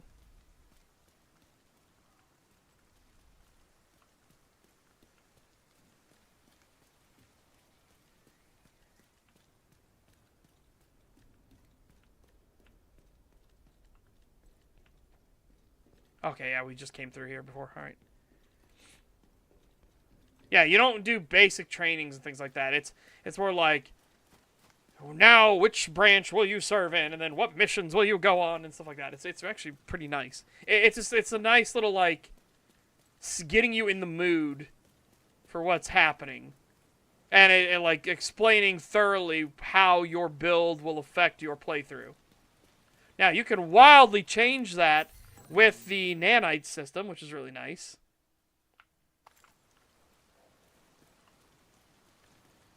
But it's just a good way to, like, get you grounded in the world. Ew.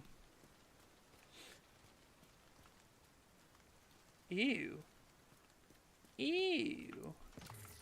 Ew. Yeah.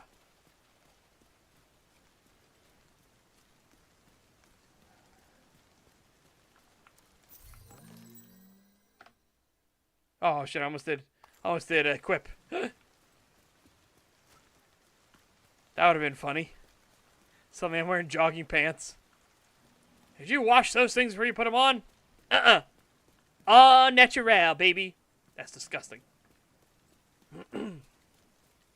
Oh, speaking of, I watched. I played the Sopranos game, the video game for PlayStation 2. It was okay. I wouldn't call it the definitive Mafia experience, though, but it's like, it was a thing that existed, you know?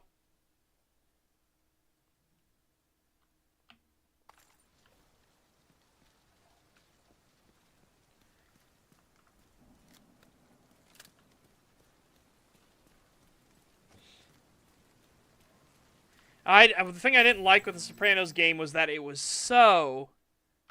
You know, I am gonna equip those. That it was so fucking linear. Like there was nothing to it. There was no like divergences. There's no real like pathway differences or anything. It was very linear mission after linear mission after linear mission. Like, it didn't feel like your character ever had any real choices. You were always railroaded into things.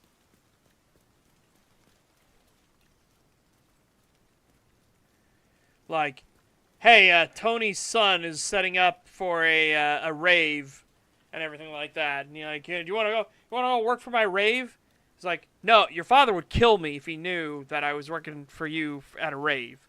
They're like, oh, come on, man. And then you have yes, no, and you say no. And he goes, how about instead of paying you $200, I pay you $400? No. Okay, $500. All right, I'm in. It's like, what? I didn't. What? Because he paid $500? Fuck you. It's like, I wanted my character to be smart. Oh. Portable device detected. Run, boy, run. They're trying to stop you. Run, boy, run.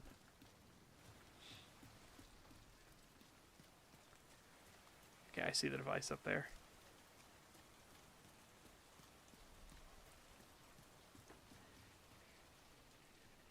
That's actually not bad. That's a pretty smart idea. Hats off to you. Hats off to you for like having a water collection system.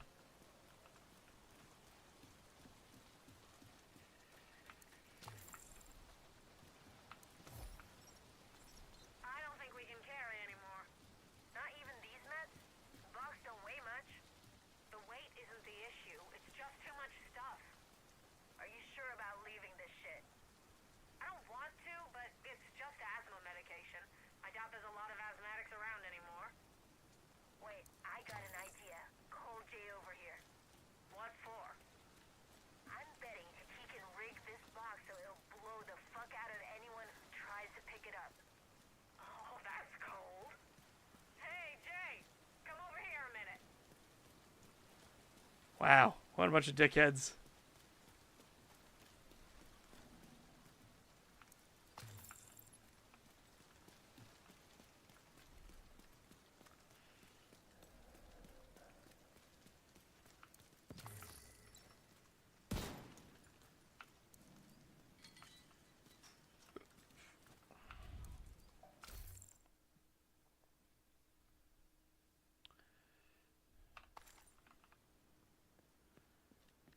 Oh yeah, that's a total dickhead move.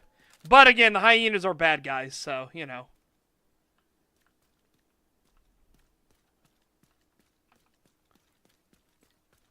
Anyways, another thing I started watching Tulsa King. Which is kind of like a spiritual successor to the Sopranos show.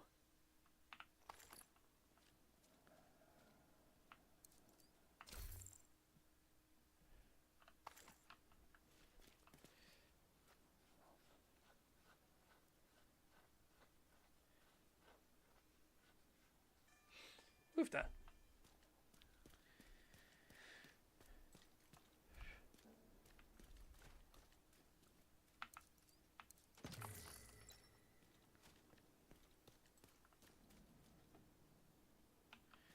But yeah, it's actually it's pretty good. It's Sylvester Stallone is the star in it. He is oh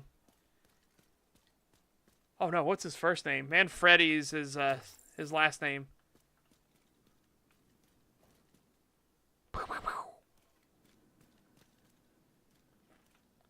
No, I quite liked it. The first season was really good.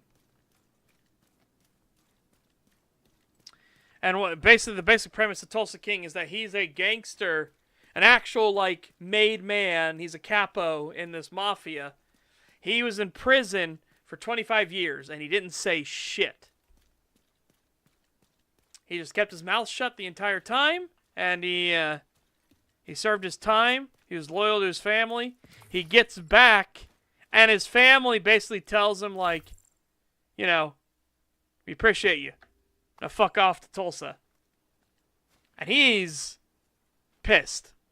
Because obviously he's like, that's all I get. Basically, you know, go get exiled, things like that. And the boss is trying to be like, I'm giving you a whole fucking city. What are you talking about? You're like, go out there, set up operations for us, and earn some money. It's like, I'm giving you autonomy and everything like that. And like, it sounds good on paper, but they don't give him any money. They don't give him any, like, assets or anything. They don't give him contacts, nothing. He's basically just told to fuck off and basically die, as he puts it later. And he doesn't take that well. But he married the life. He is going to be, oh, I like that. He's going to be a made man, or he is a made man. He's a capo. So he's like, you know what? I did my duty to this Cosa Nostra, this thing of ours. I'll do it and I'll kick up profits as I'm supposed to, and yeah. And he earned well.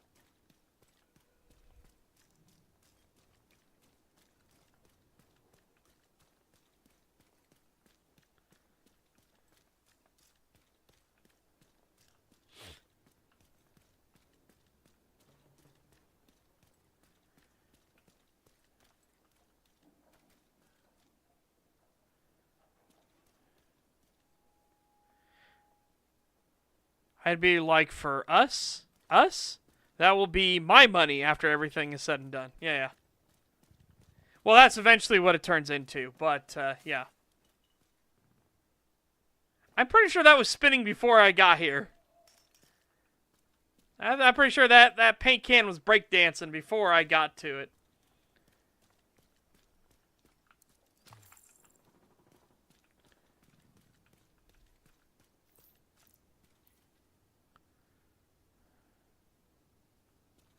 Matchmake with other players from your mega map and safe house and settlements at the start of main missions. Okay. I'm not going to.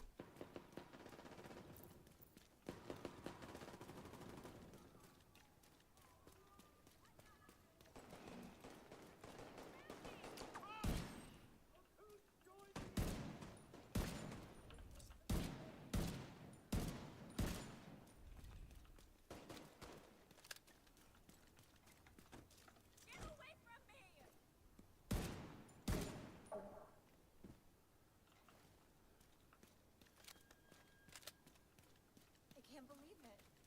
We won. We can defend ourselves against anyone. Don't. Okay. Confidence is nice. Overconfidence is an insidious killer. Don't do that. Get some more training with your firearms, please.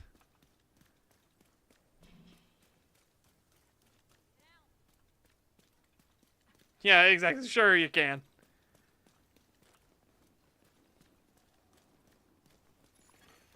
Electronic device detected. Where's the prisoner? Coming with you. I got tired of them moaning. Oh, he's coming with me. Okay. Go? No, I didn't let them go. Motherfucker, we were gonna trade them. Oh well. That's what you're gonna tell Diesel when he asks why you killed them? I didn't kill them. The dogs did. What dogs? I don't know. Some dogs. I didn't ask their fucking names. Oh, but they must have been fucking hungry. Cause damn, once they sniffed blood, it was chow time. You stupid son of a bitch. Well, whatever. These ain't gonna do shit except huff and puff a little.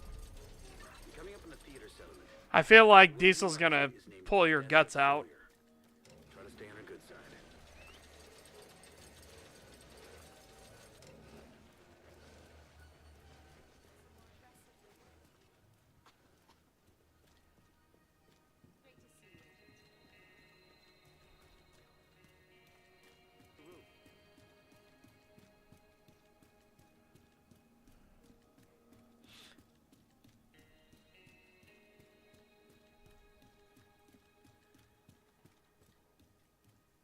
Oh, hey, agent. What's happening? What?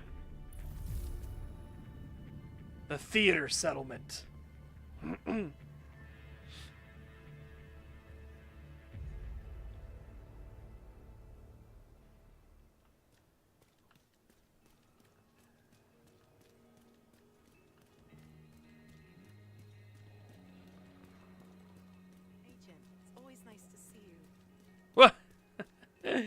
It's my first time here. What do you mean?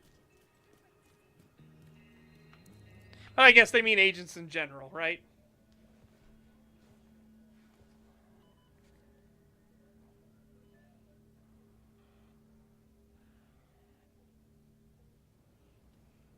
If you're looking for Agent Kelso, she just left.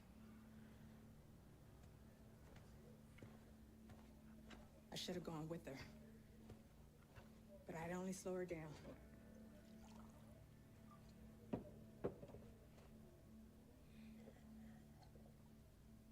I know you got your own problems to deal with. But them hyena motherfuckers took my little girl. Get to me. If you can help, I'll be on your debt. Okay. And I always pay my debts. Well, fucking up bad guys is always kind of fun, so, you know. Portable electronic device detected. New mission. Grand Washington Hotel. Gotcha. Electronic device. So that's likely going to be a dungeon run.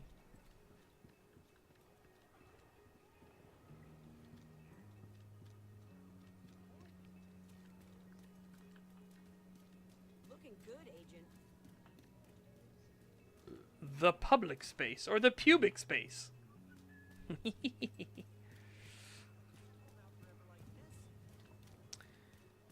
Oh. Hi, Agent.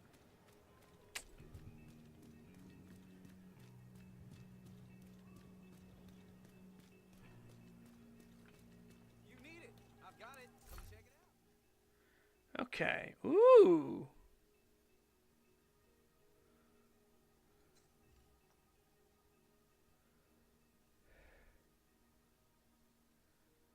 Oh, first all the junk. All this stuff is welcome.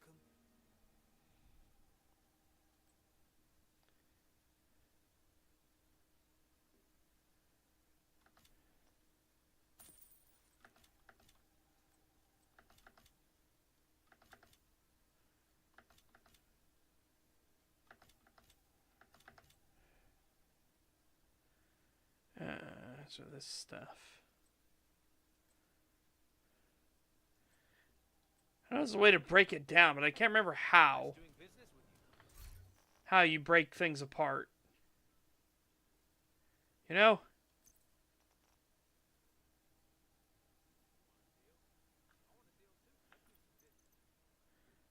Yeah. Oh, I do have something. Okay. I didn't realize I had this on me. Hell yeah. Quit that shit.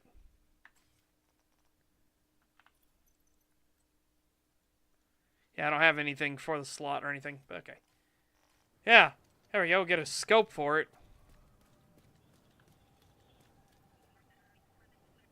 Oh, there's the device.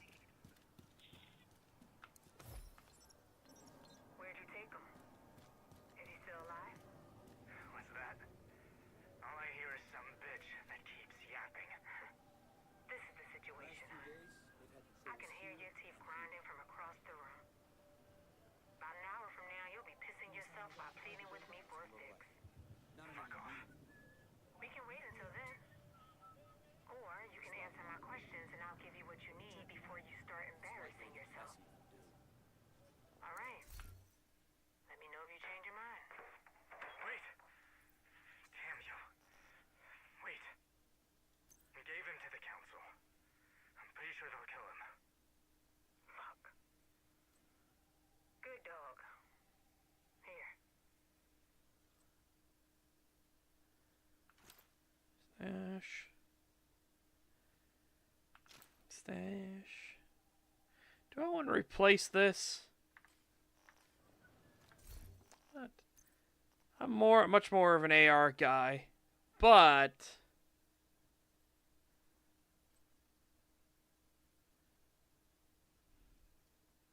yeah, let's do it.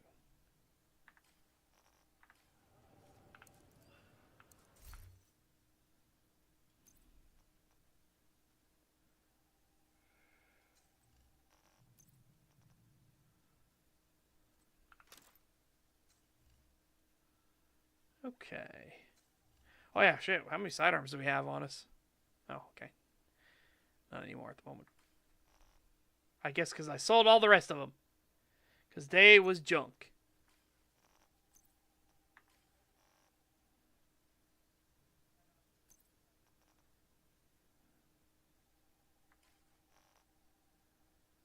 Okay.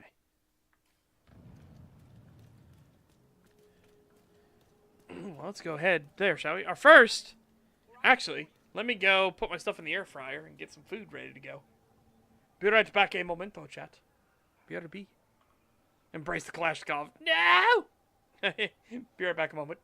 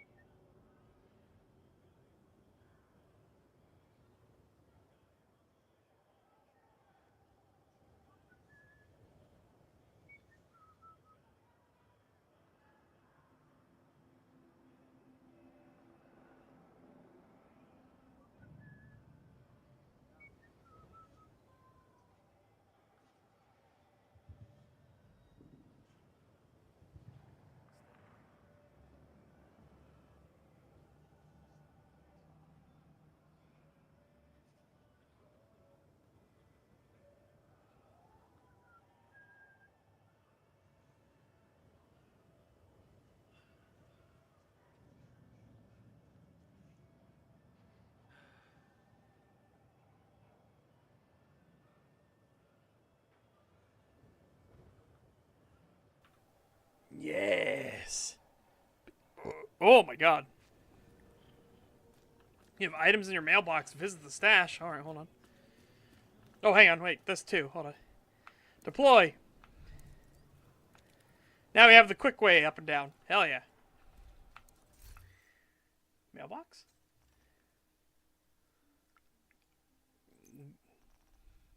Oh! Is this because of, like, being a veteran from the first game?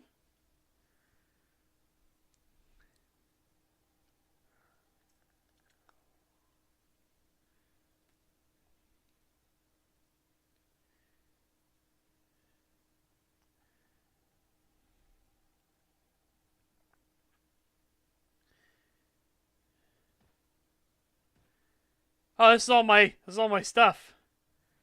Okay. Hell yeah. Well, move inventory.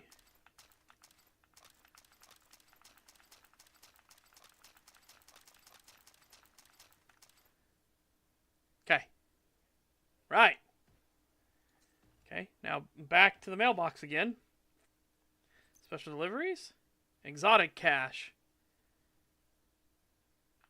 Okay. Anything else? No. Right. That's a pretty big difference. What's it look like? It's a pretty big fucking difference. So, could use this as the sniper instead. I guess let's mod this and take that off, so we have it.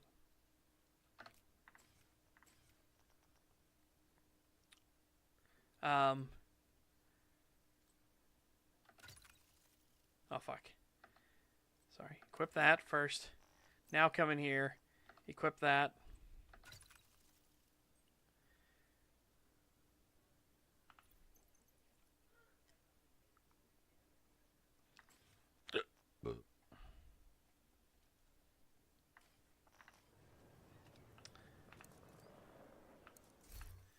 Okay.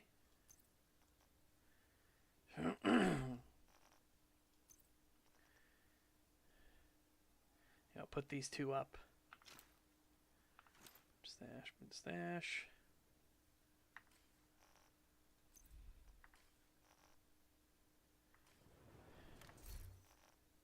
Okay, apparel.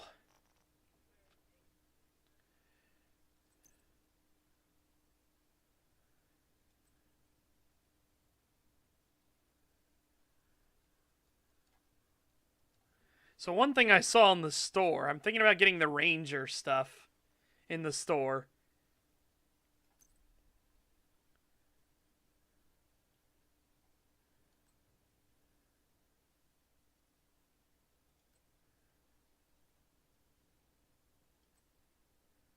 I guess open it.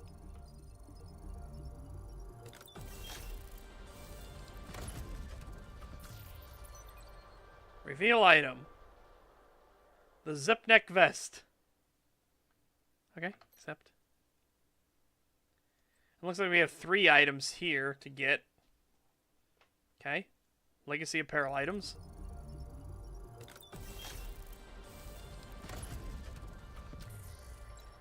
Reveal mask. Force our half mask. Okay.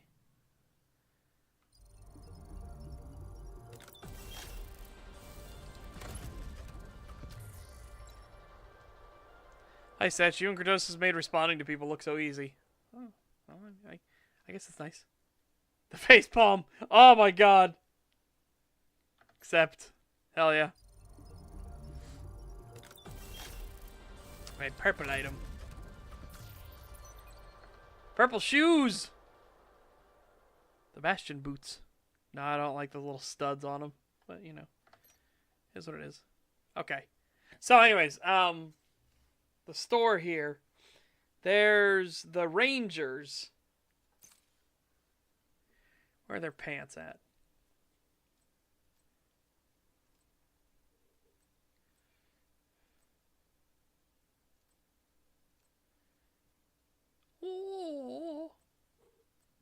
Yeah, Americana pants.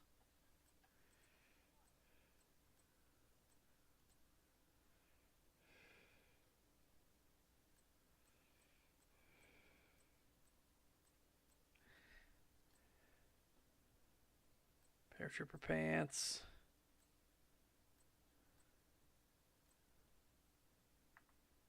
Hang on. Oh yeah, look at this too. Hold on. Stalker 2. They literally have Stalker 2 stuff in here. It's like, oh my god. We can be Monolith if we want.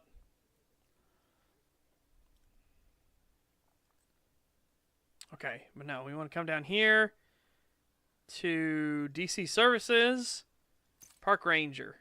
See? If only I was playing Michael Wolf or any of the Rangers, right?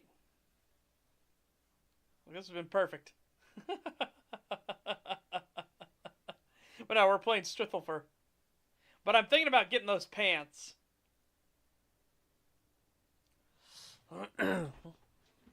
I am thinking about getting those pants. And then military stuff here. For William, this might be more appropriate. So William Lowell, the military, maybe with a bit of intermixed with the SWAT, would be nice.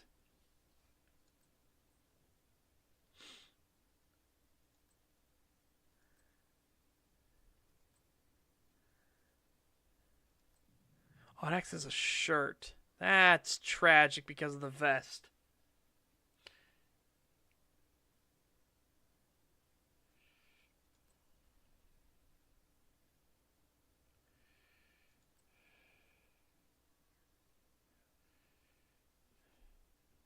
Because I was thinking of intermixing with the shirt here.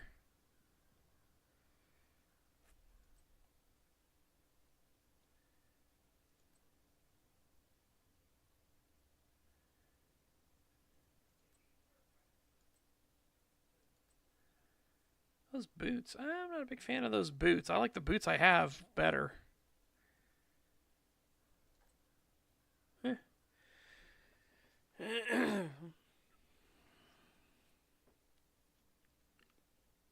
You have an idea. The video I'm responding to, the guy made it clear that he hadn't played any of the games that video's about. Oh, that's those are fun ones for sure. I'm talking completely out of my ass. It's like, why are you doing that?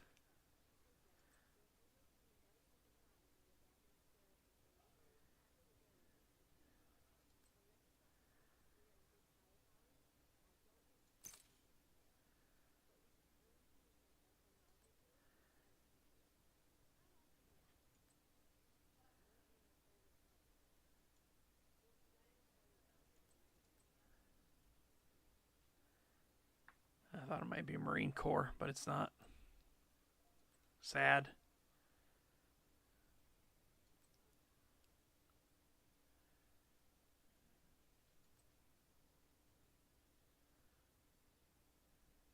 The Dark Path. Yeah. The Watcher Hat. Fucking edgy McEdgy. HD Paragon.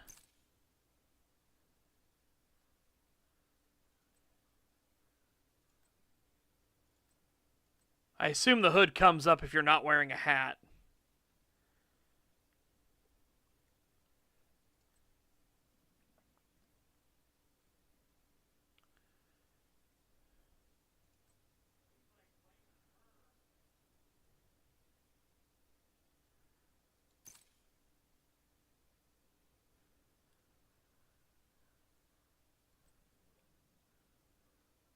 I wish I had the rest of the stuff on.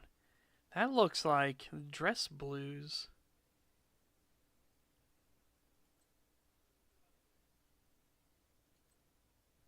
Oh, hey, Agent.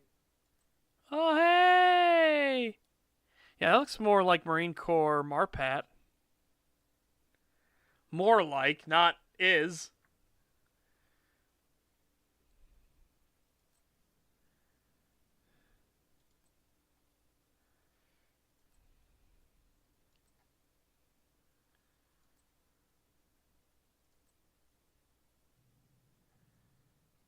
That's a lot of, like, different units here. Holy shit. All of these are different factions, apparently.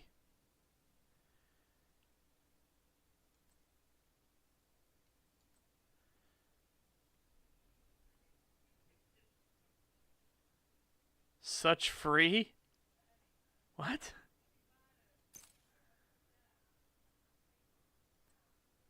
Hi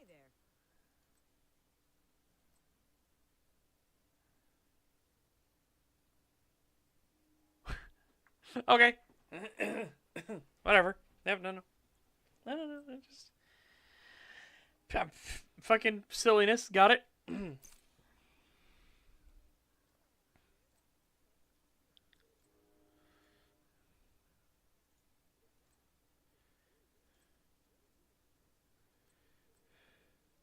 Oh my god. Yeah. I like the beret.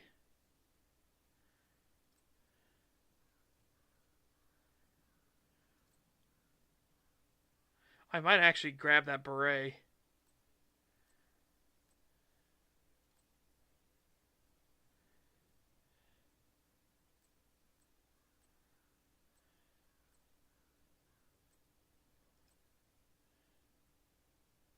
Wait, when you say paratrooper, do you mean World War II paratrooper? Because that's what that helmet is.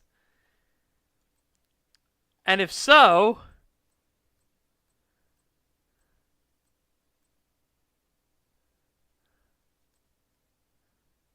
there's the honor guard. So, like the tomb guards at Arlington.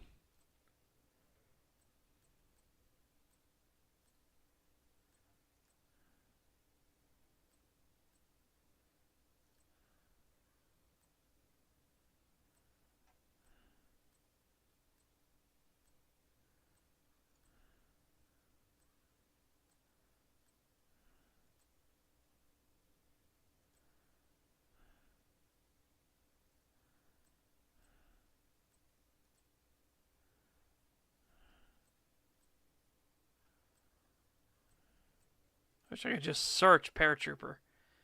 You know what I mean? Oh wait, filter. Maybe filter options. Hold up. No. Okay, hold on. We gotta find that helmet again.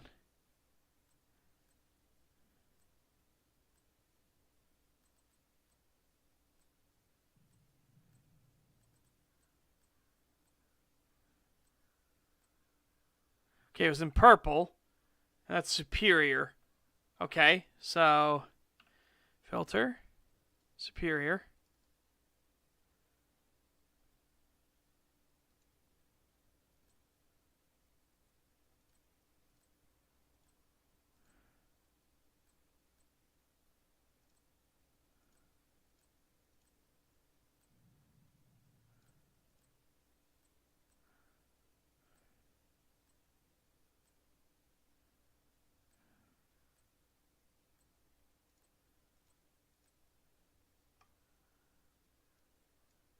I can't fucking tell.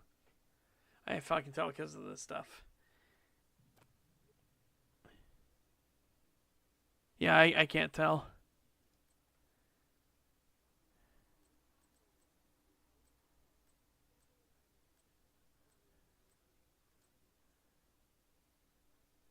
Because again, it's this that makes me think old school paratrooper. Along with the helmet, right?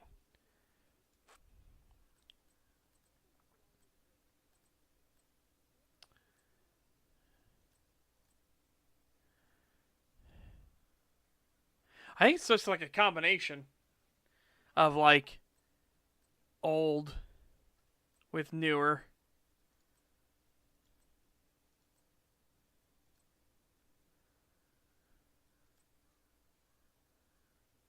All right. Anyways,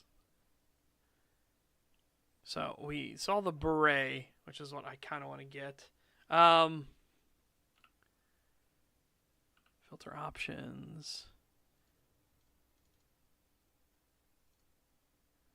Undo superior. What are these called? High end. That's where that beret is. High end.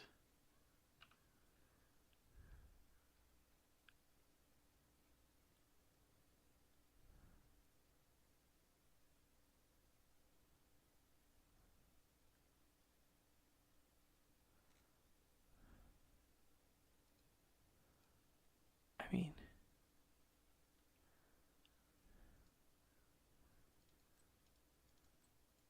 how do I change this? Because we had it changed before. I remember being other options here, so like camouflage.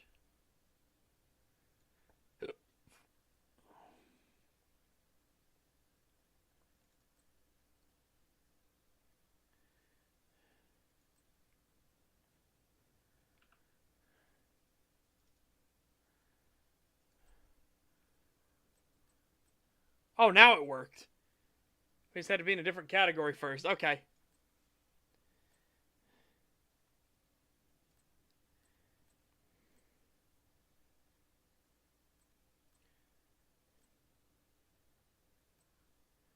Corporate gangster.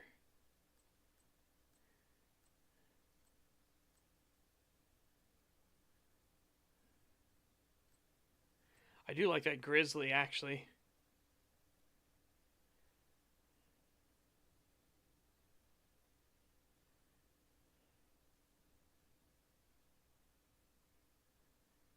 Yeah, I do actually like that grizzly.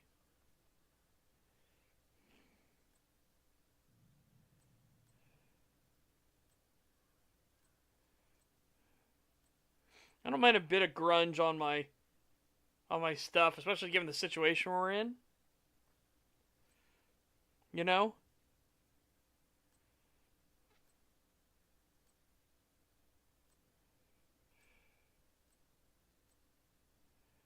So I think our filter options, we should get rid of high end. Take that off.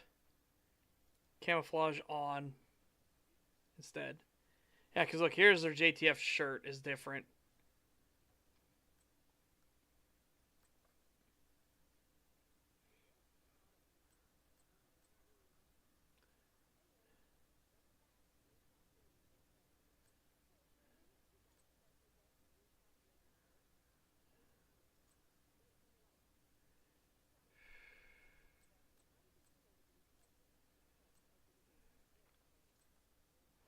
I just wish there was something more like we could do. It looks like JTF shirt's going to be what it is.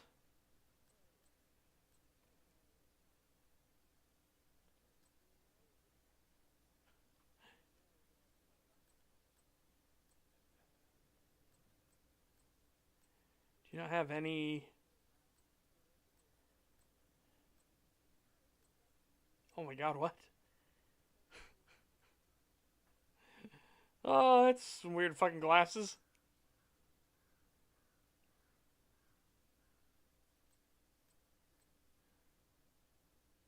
I can't believe they don't have any. This is like the closest to it. The military, like, ballistics goggles.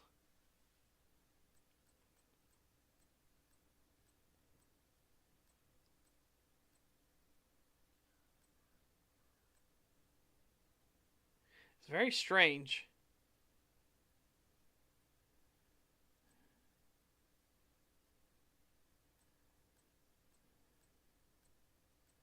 Very strange indeed.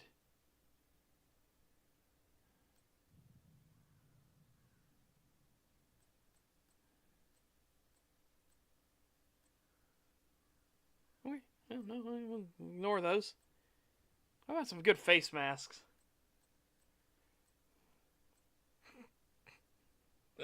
Okay.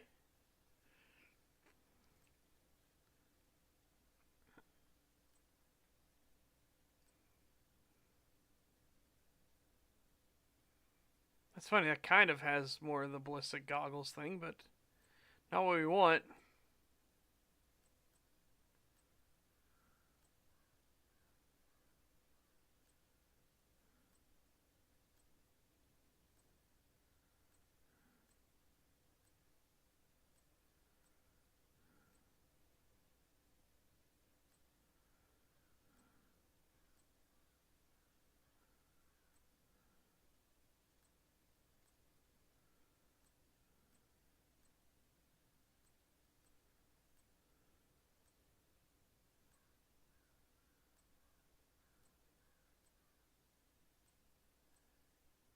Okay, we have more than enough time. I wasted more than enough time to get the.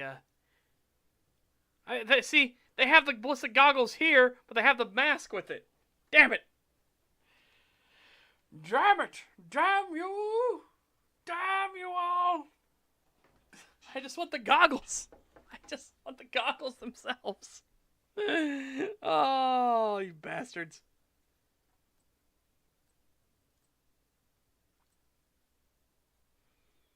Bunch of bastards. Bastard bitches, every single one of you. Every single one of you.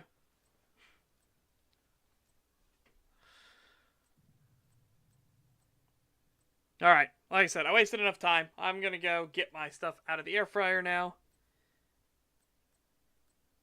Like I said, I am really tempted to get this beret right here.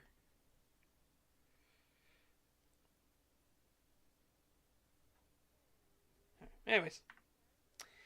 Air fryer time. Food time. BRB. Momento.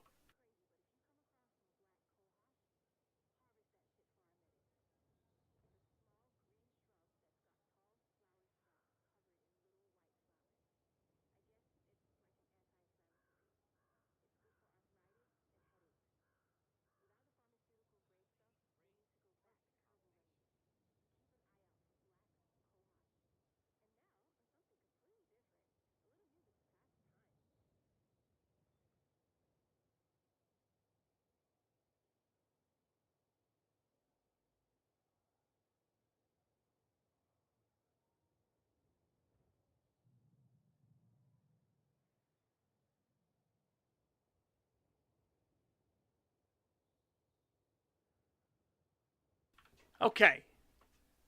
And now, talking back to Pip Pip, what exactly are they saying as their, like, what games are they talking about? What are they saying? I like that. I like that face palm. Equip that. What's this? Hang on, what's that? Oh, get rid of that, yeah. I'll equip that in its place.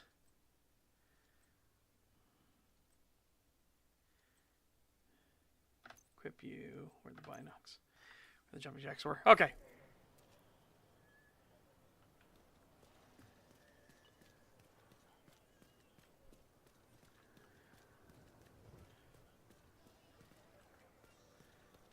Alright, down we go.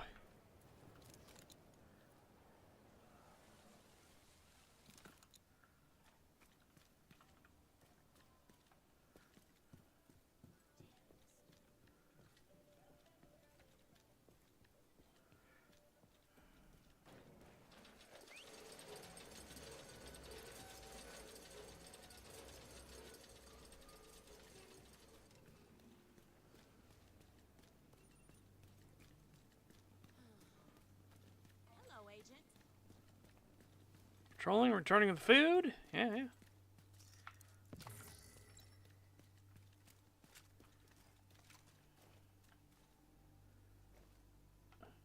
Yeah, okay. That's what I thought. Like, as long as there's a way to actually get the scope up, it'd be very nice.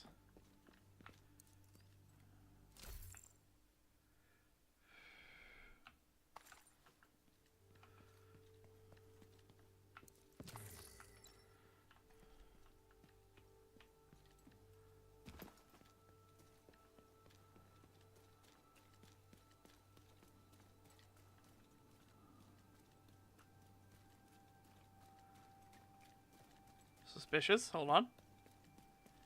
I am gonna go get her son back. Or, sorry, her daughter back.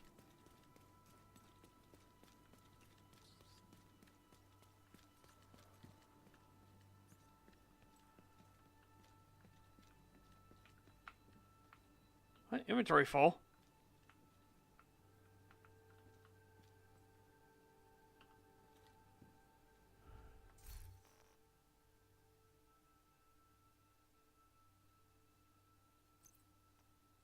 Oh!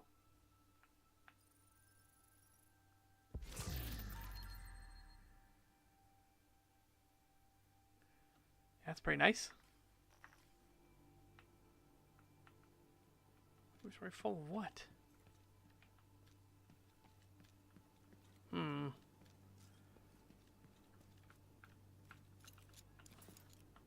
shit.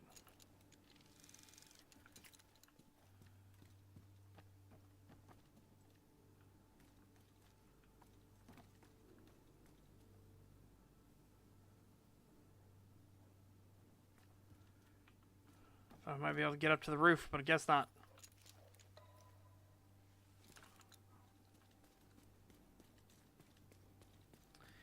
Alright, well, let's head towards the dungeon.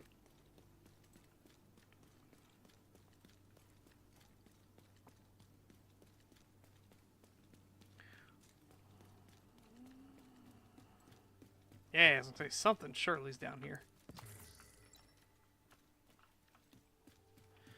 Bits of steel and some titanium. Nice.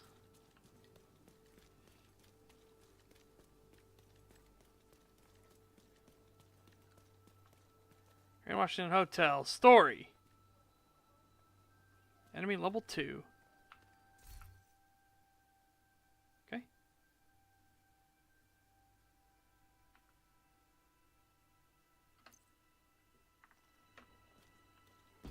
You're right next to the Grand Washington Hotel. Okay, here we go. That should get us Whoa! to the service entrance on the east side of the building.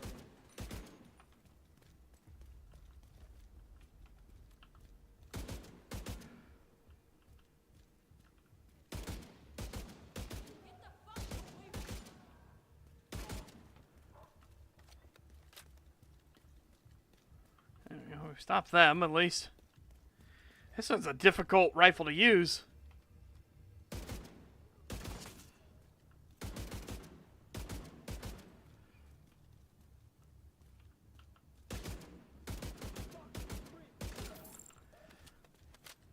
It's got 2-shot burst on at all times. Way to the atrium.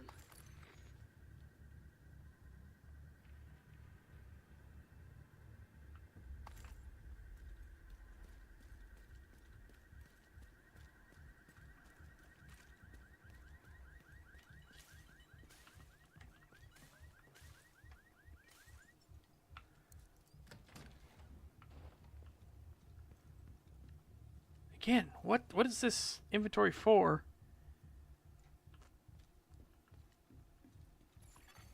Portable device detected.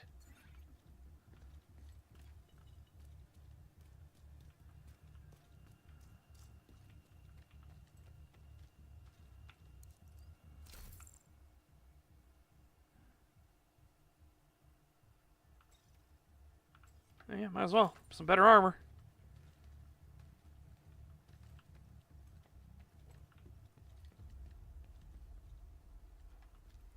Device detected. Where? Gave me the call down here. Hostile radio intercepted. We're under attack. It might be a diversion, so be ready.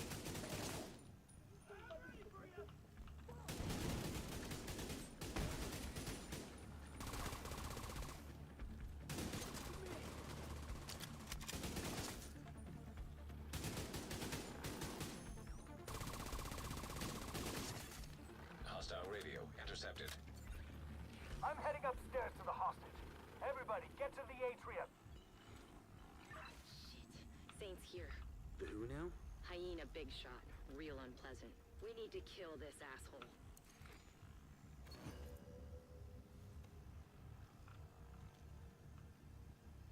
Oh. Suite 3 card. Okay.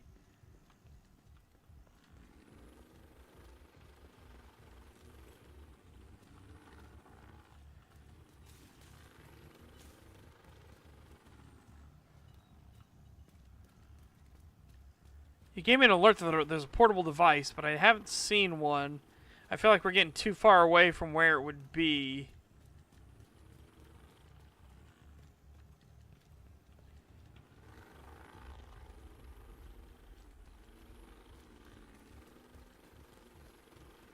You know what I mean? Did I miss it? Up here?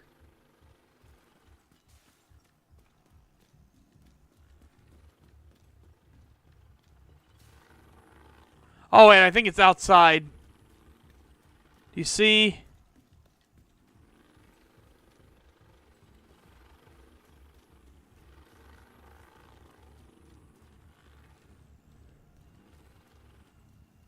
See on our mini map here, top corner? I think it's up there.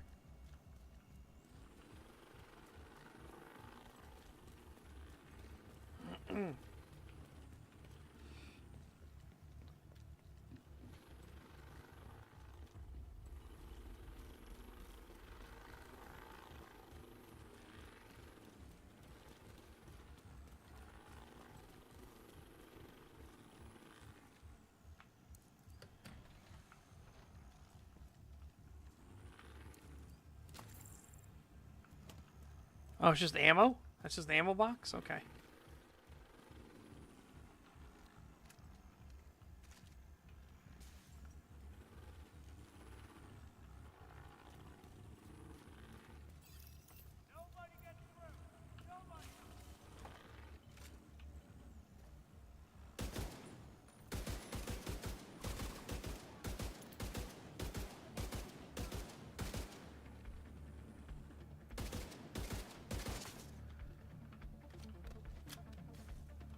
I don't know if the damage we did to him will remain.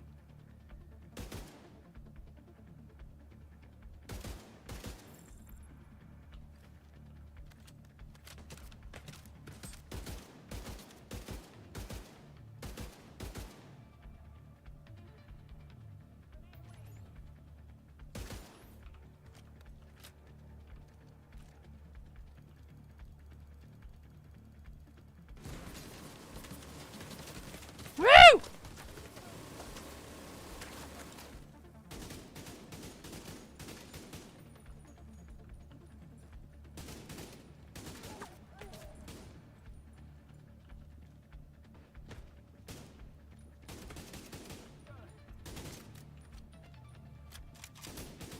You can stay off of that. You went all the way to the top floor. Take the stairs to the right of the elevators and work your way up. Yeah, I don't know if the damage we did to him will still be around later. It'd be nice if it is, but I have a feeling it won't be. He'll just be full health.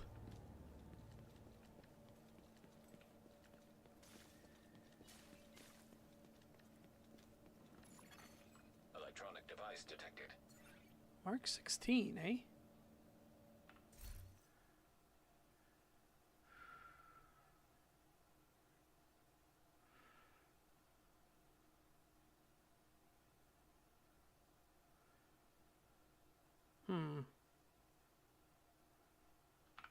Loot it for now. Portable device detected. Well, you just gotta find it.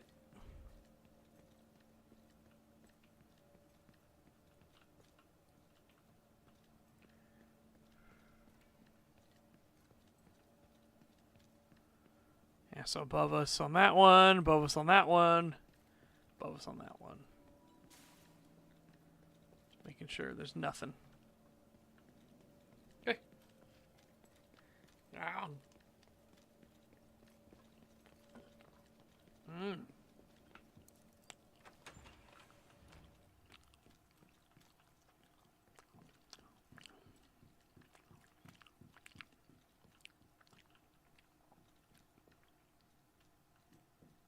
Take care of this.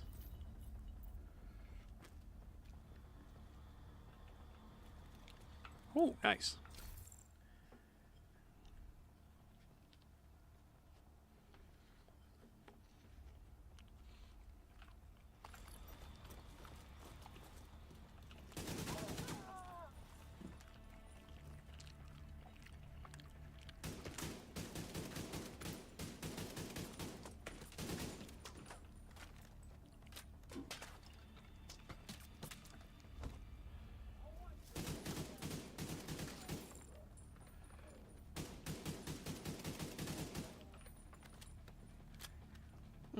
Nom, nom, nom.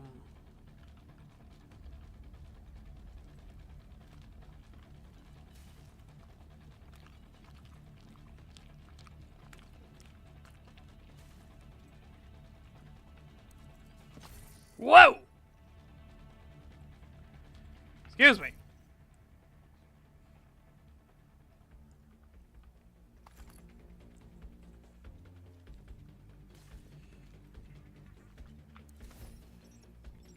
Why didn't you tell us? Honey, I'm so sorry. No, you're not. Ellie, don't say something you'll regret. She doesn't care about you either, Dad. She doesn't care about any of us. She'll be alright. Yeah. Look, you do what you have to do, then come back to us. I will. I promise. Tell Ellie I love her. And that She knows. Sir, ma'am, I'm sorry, but we gotta go. I love you. I love you too.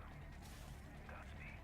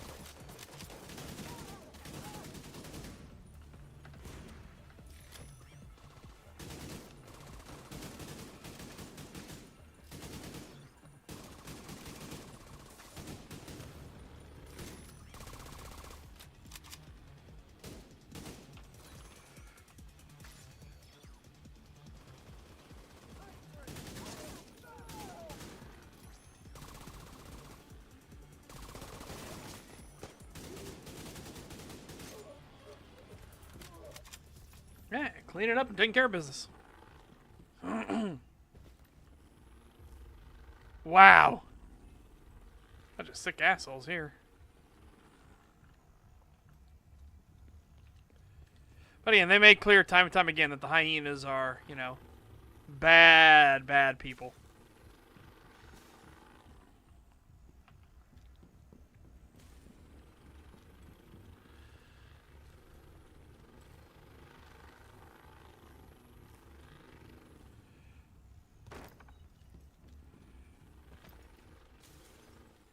I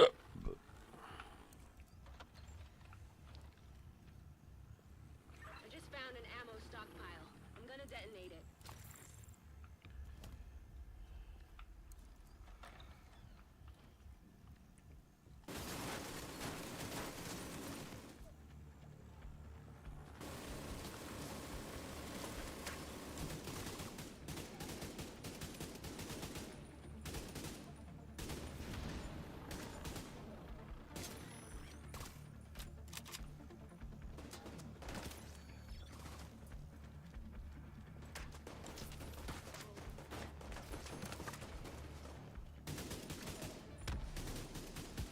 That's what you get, you dumb sons of bitches. You doing all right there, Kelso? As long as I'm not breathing asbestos. That blast did a lot of damage.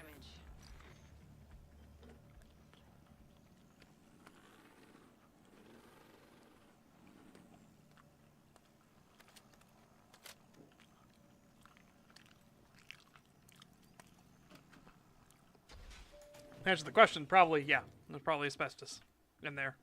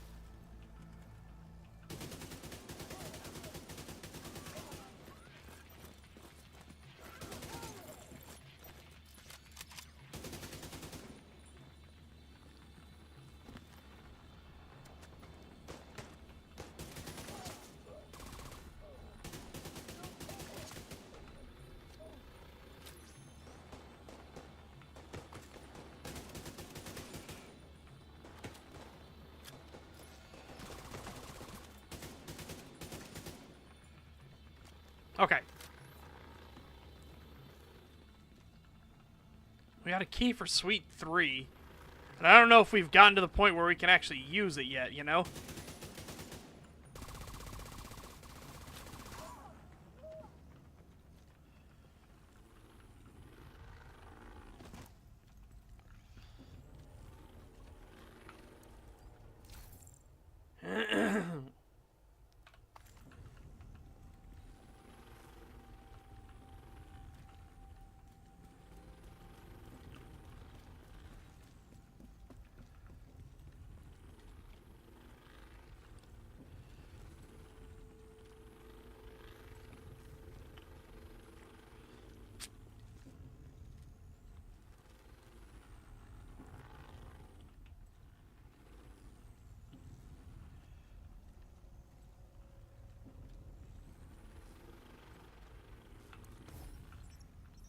This is what we want.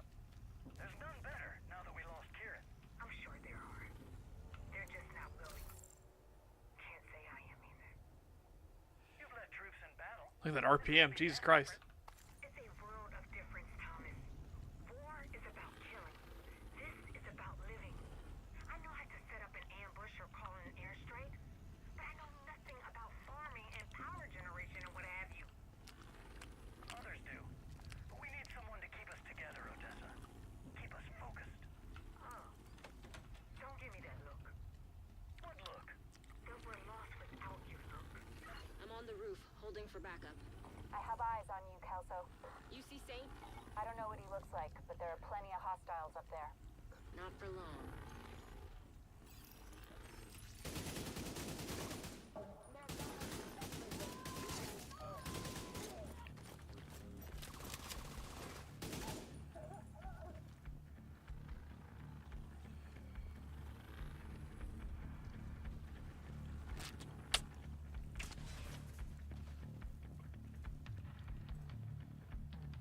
Oh, here we go. Yeah, Suite 3. Oh, nice. I hit his belt and it detonated. Oh, here we go. Suite 3.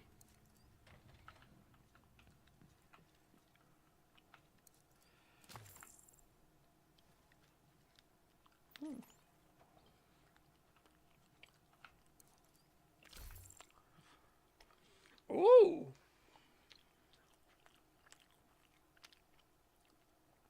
Isn't that new Weird Dog, isn't it?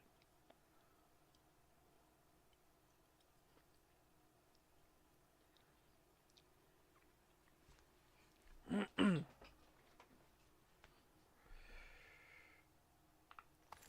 loot it for now. We'll look at it proper.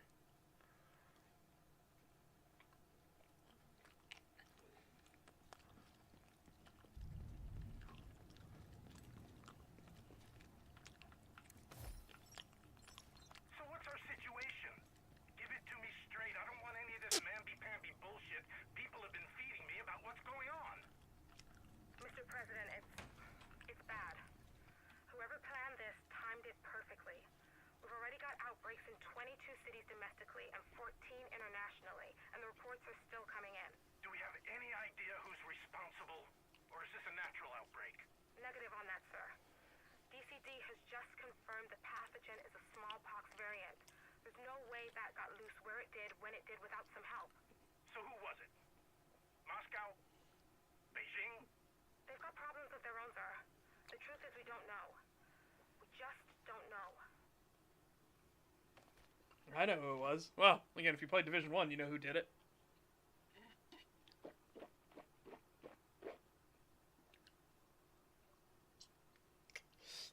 Real scumbag piece of shit and wackadoo.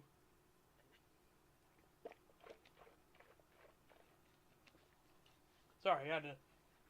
After eating food, I have to rinse the holes. It'll be so nice when those are all closed up. It's already so nice that I don't have pain, you know. I mean, I'll get a headache every now and then, but I don't have the fucking pain anymore, the, like, living on pain meds stuff. Ah! If only I had another hyena key.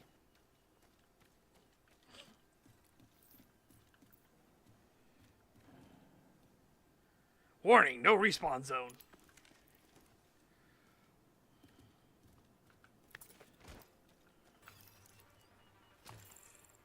Glad you made it. Ready when you are. Some enemies feature heavy protective pieces. Alright. Let's do this.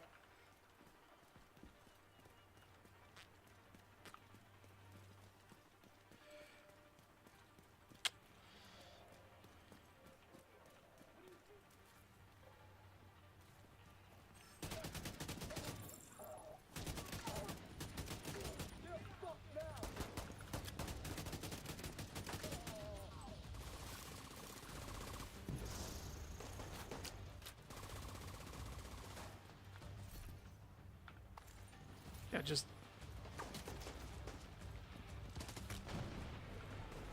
Whoa, shit! I did push the wrong button.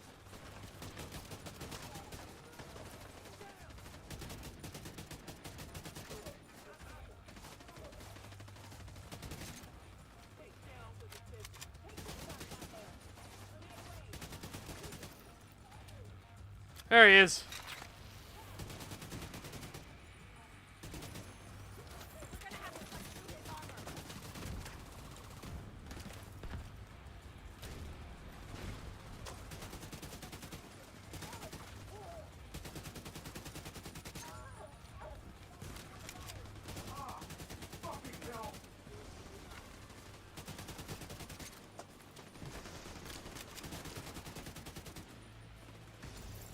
And he's dead!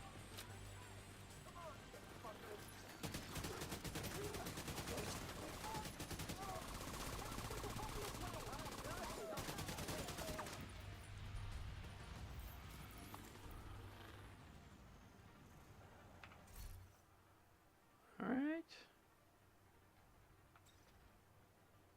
Yeah, hell yeah. So equip those immediately.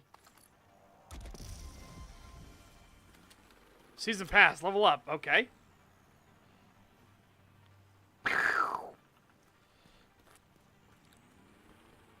Restore armor while in combat. Armor regenerates on its own as soon as you're out of combat.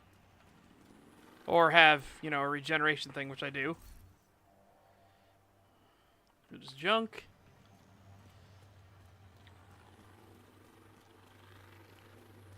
Alright, so there should be some stuff up here on the roof we can... like... interact with, right?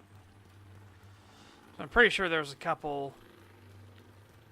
modules. There's the hyena chest.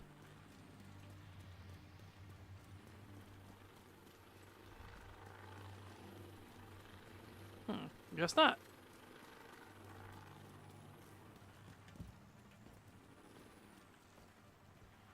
Eleanor?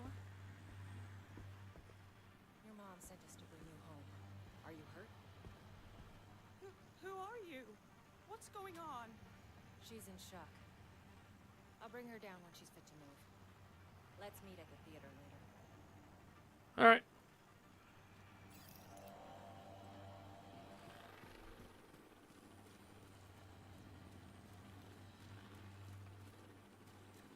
Heads up. You've got hostiles flooding into the building from the street. Get down there and take care of them. I got Eleanor.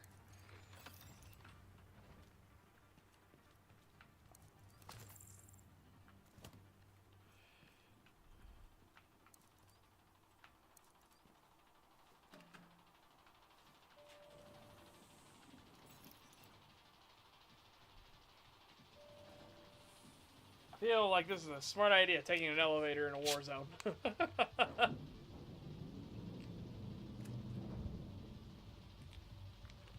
Or an active combat zone, I should say.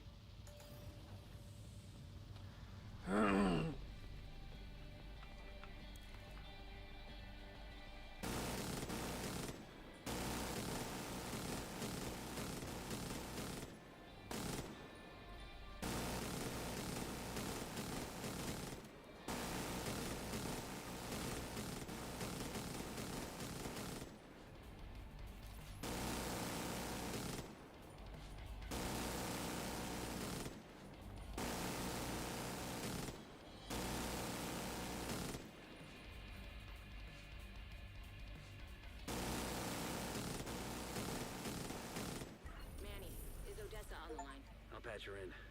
Odessa? Kelso has some news for you. We got Eleanor. Is she okay? No, she's fucking dead. I'm bringing her home.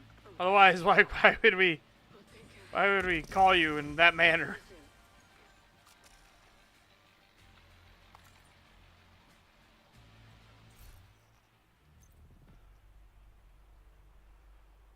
Anyway. Oh, it was this. Dang, I thought it was a sidearm. Sad. But see this, look at this thing. Look, it's the weird new AUG.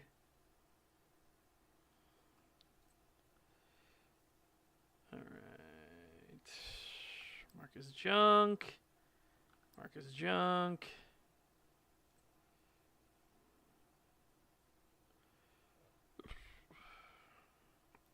I'm just gonna try and deconstruct all this stuff.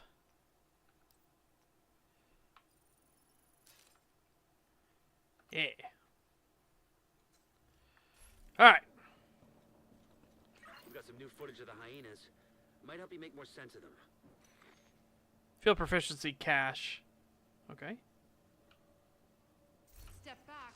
It should be easy. What's your fucking problem? Just leave, man. We don't want any trouble. Wanna see what I can do? Guys, maybe we should just leave.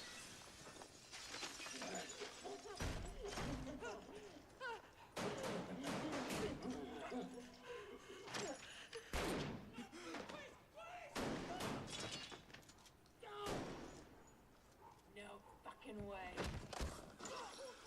Look at this. Fucking alert! This is gonna do good.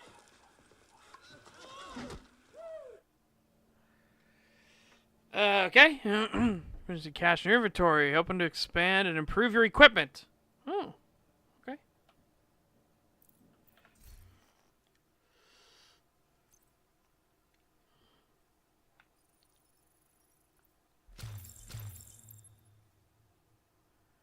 Oh. Well, hello there. Hello there, potential new friend.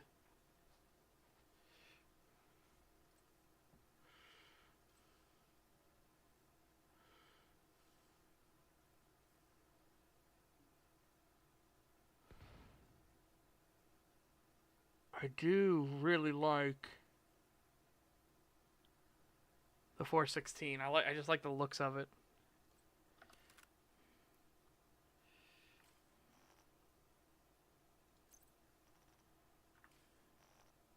There we go, mask. Yep. Way better mask. Oh hell yeah.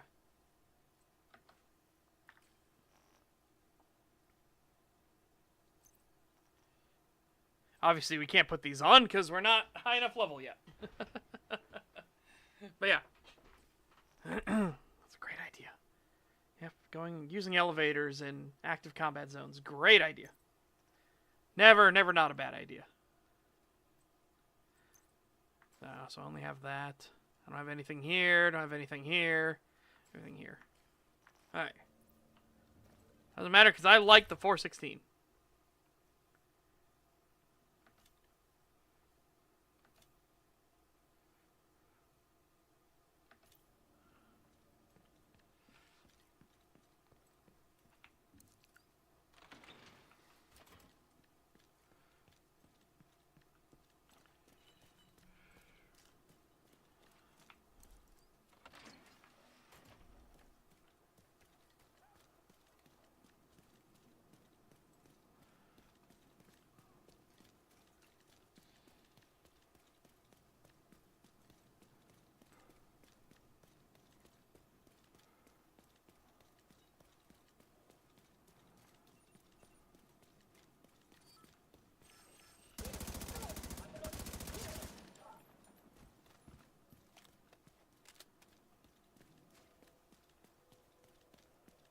There he goes, attic into a black hole. An abyss never to be seen again.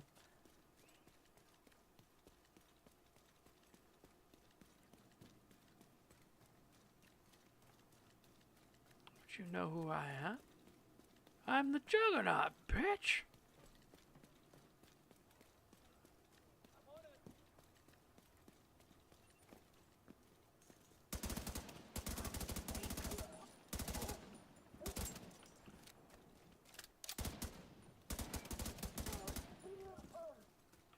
I like you can still hit their like pouches and canisters and stuff like that. That was a fun mechanic in the first game too. It's how you dealt with the fucking street sweeper guys, because they had flamethrowers and shit. But you could shoot their little the little canister and create a nice big boom boom. It's like ping pong, ping ping ping. And they're like, oh fuck.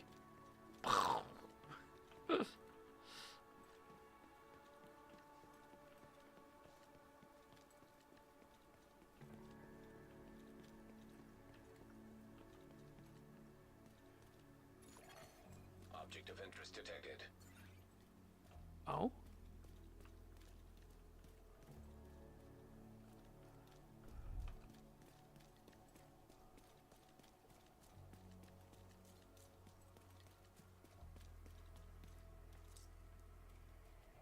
Oh, St. George and the Dragon, what the hell? What's that doing here? Just have, you know, random painting, find.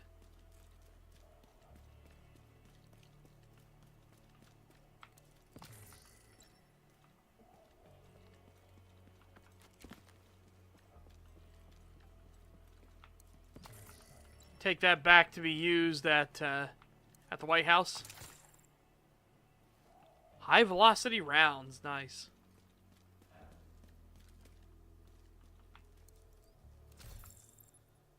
I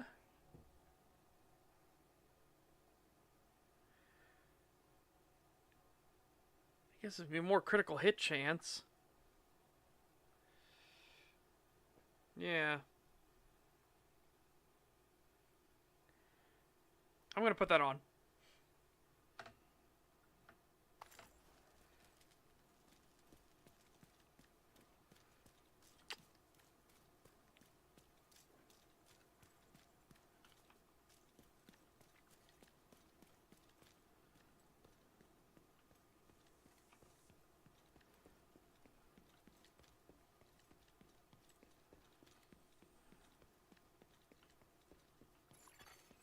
Electronic device detected. Can you see yourself doing this day after day? Rising at dawn, tending to this pitiful little garden, living on mush and a prayer? Always afraid? Yeah.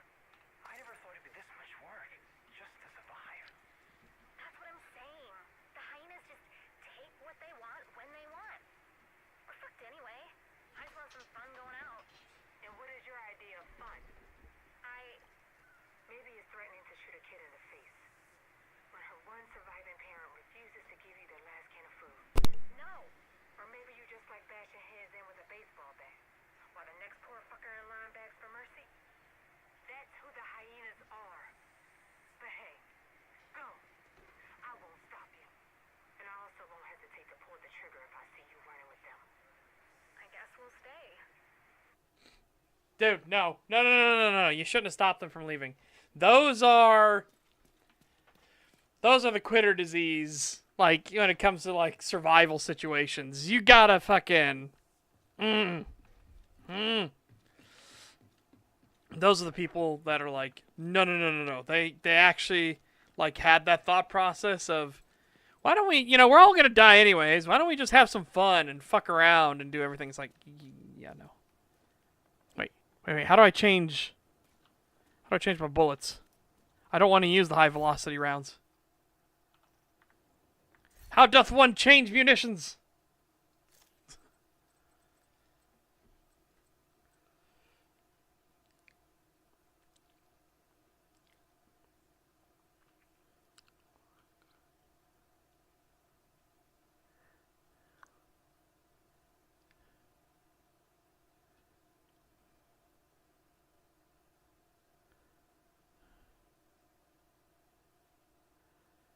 Oh, you H.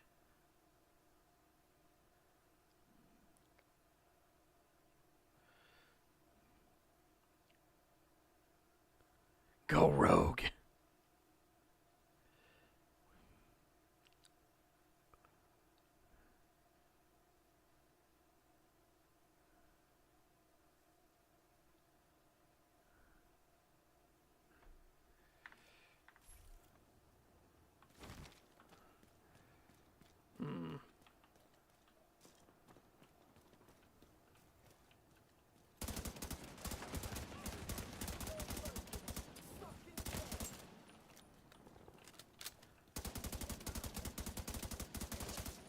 How's it feel?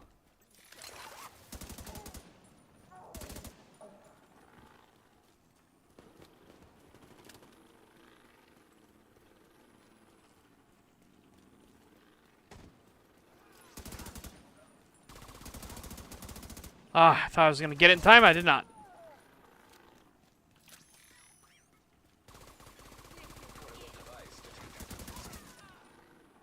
Portable device detected.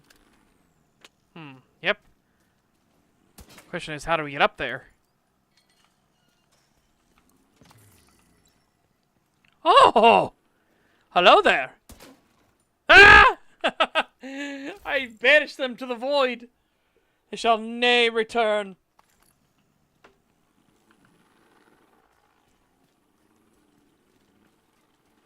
Begone, thought.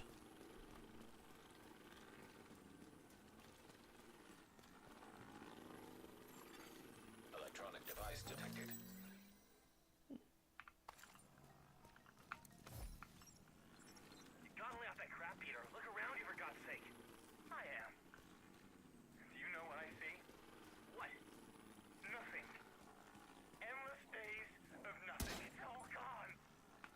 We think we can restore it, but it's gone. Maybe someone's grandkids would experience something close to what we used to have, but for you and me, buddy, fucking nothing. And you think getting high on that shit is the answer? No. There's no answer. We're all gonna die. Probably sooner than we think. Might as well enjoy myself a bit on the way. Stop it, Peter. This is not you. I didn't think so either. But I also thought I'd be dating Maya. And studying for my finals right about now. All right. If you're set on self-destructing, I can't stop you. But I'll be around if you change your mind. It's not nothing. It is to me. Now leave me alone. Got some self-destructing to do. What a fucking loser. Yeah, this is the ones that's like, no, these are the people you ixnay. Tom Clancy's Rogue Sandwich.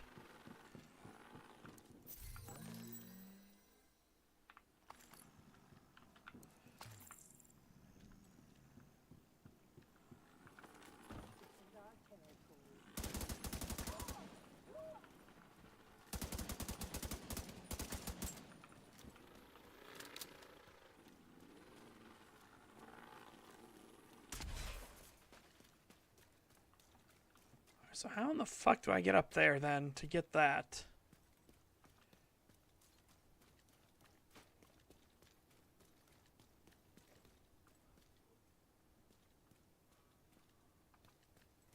Potential? Hey!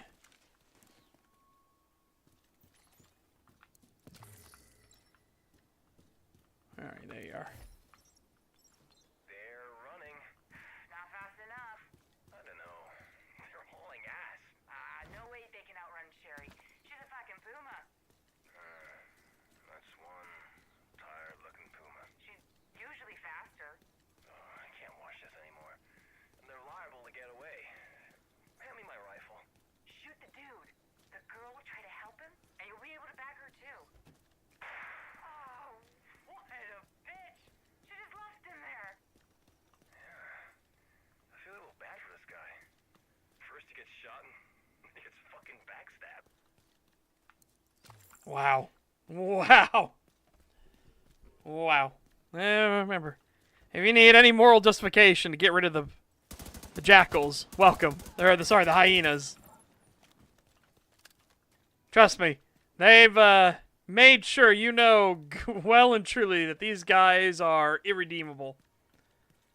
Absolute monsters. Ooh.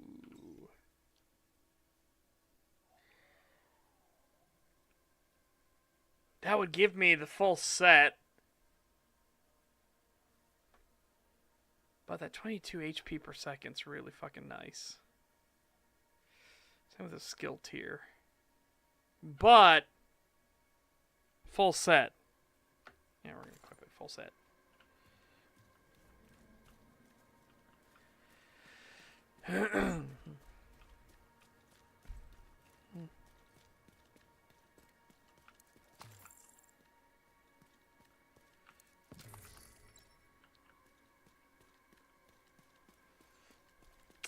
Yeah, the set bonus beckons.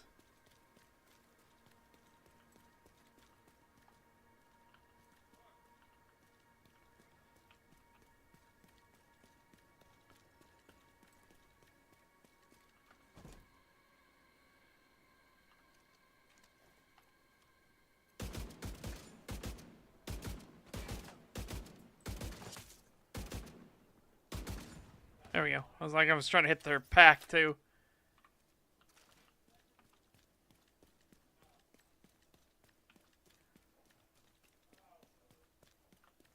Oh.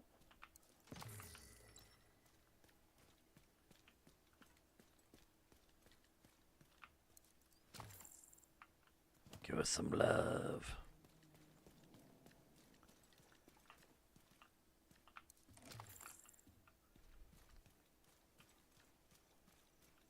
Yeah.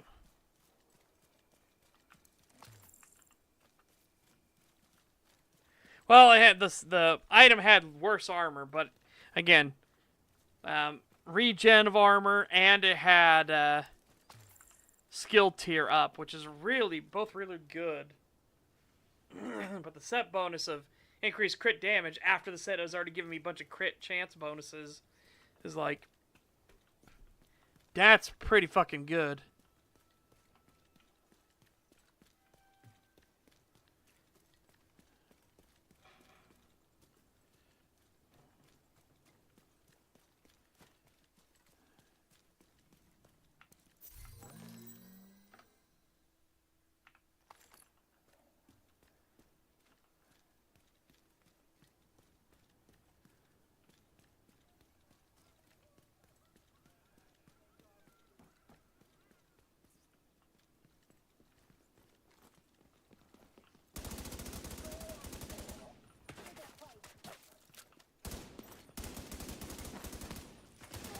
Oh, fuck.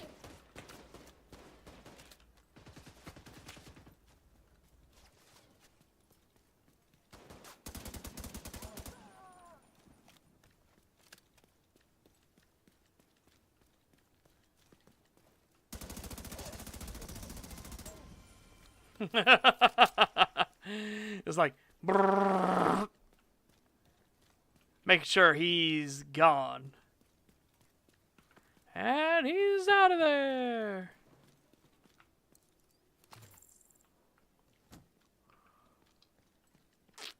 Oh. Starting to get one of those headaches again. Ugh. Hate.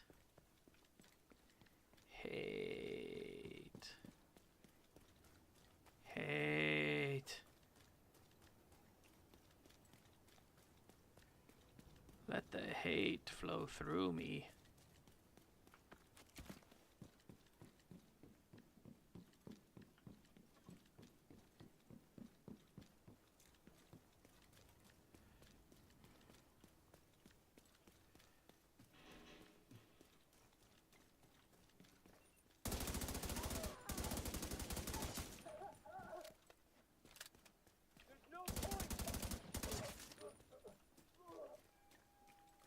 In you resisting? Yeah, I agree. There's no point.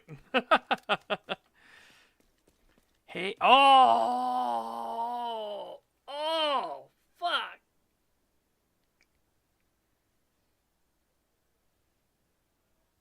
Ow!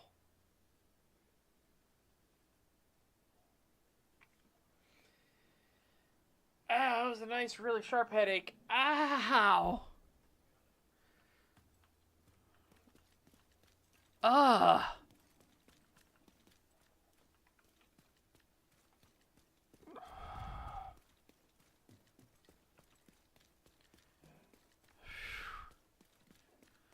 Oh.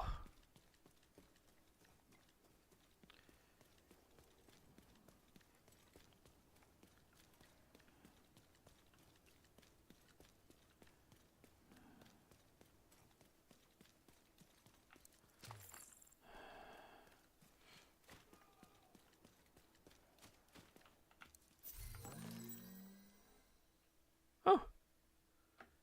Grab those.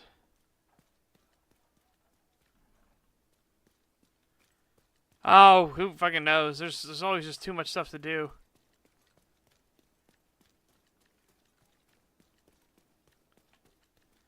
It's like trying to push back the fucking tides.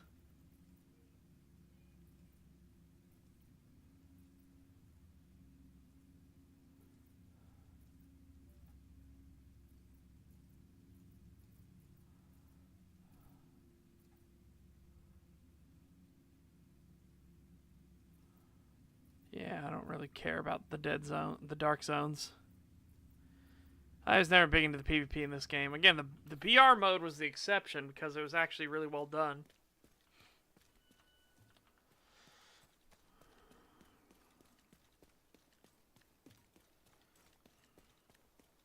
That's not how it works. Again, if you want to keep the algorithm going, you can't do it that way.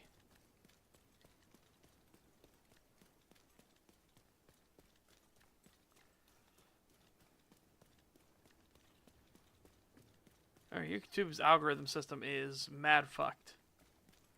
What in the fuck? What in the... Food! Food! Food! Fresh veal!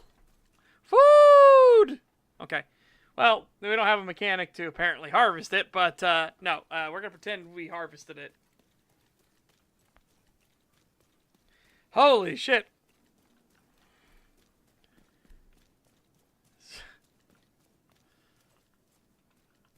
Try the veal.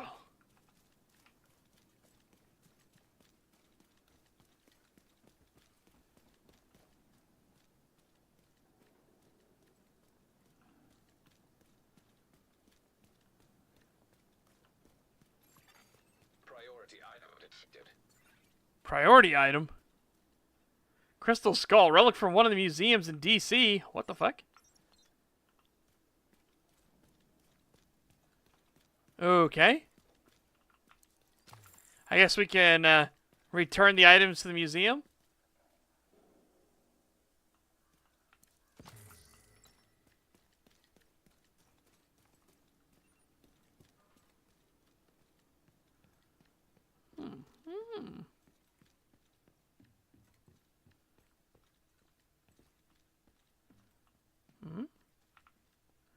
There's a circle here. This is very suspicious. This is very suspicious. I want to go inside.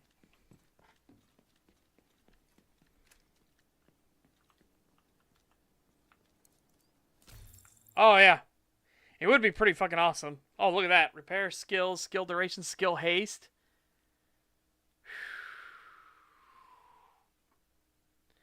Unfortunately, I can't put those on because it'll get rid of the bonus I have already. But nice to know that that's the thing. Oh. Hi, civvies. How you doing? Hello there.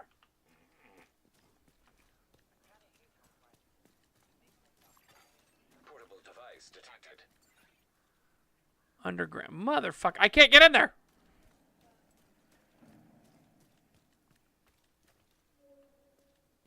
Oh.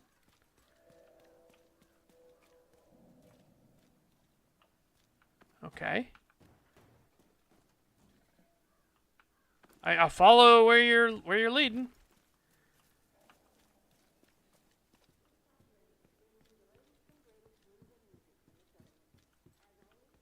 I don't have access. Look, there are people in there. Damn it. Damn it.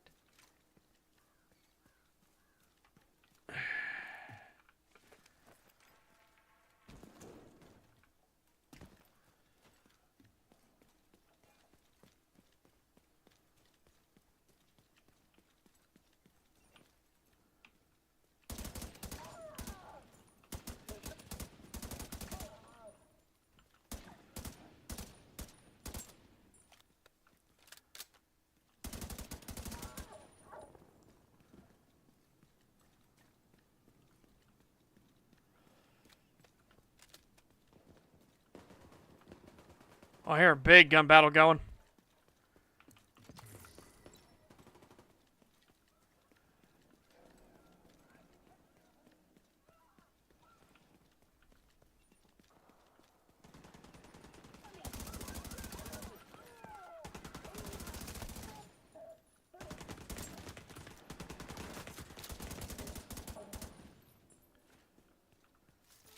You okay, man? I know they hit you with the derpy gas. I would take one of their guns. Not gonna lie. Like that pea shooter of yours.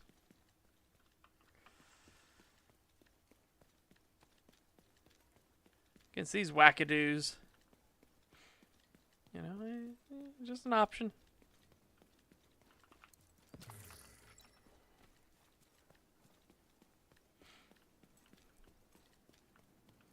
Just voicing options. That's all there is to it.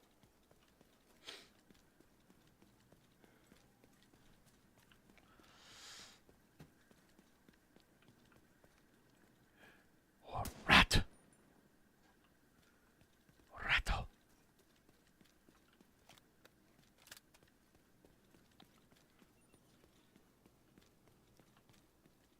Hey, big fan of your division, folk. What are you repairing? Oh, I guess the junction box there.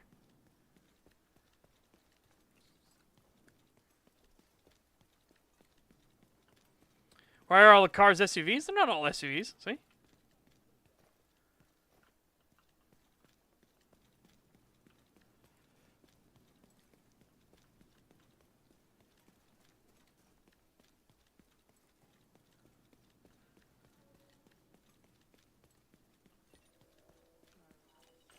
Surprise!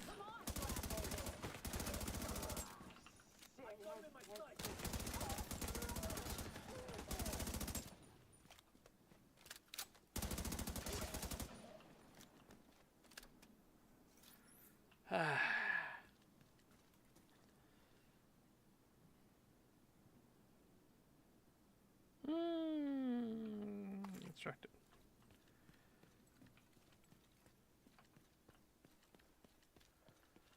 Check the parking lot real quick.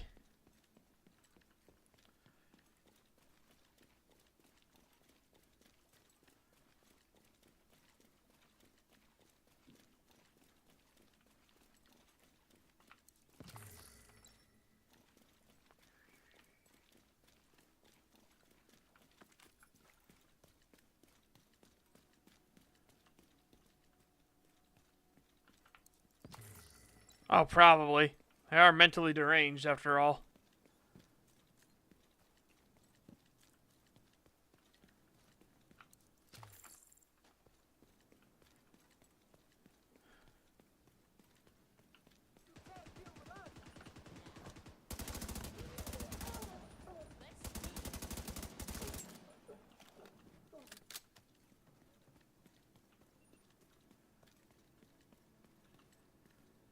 You just have a pistol? Yeah, seriously, grab one of their rifles or something. I'll check it over because I doubt they've been keeping good care of it, but I don't know. I feel like you'll be better off with something.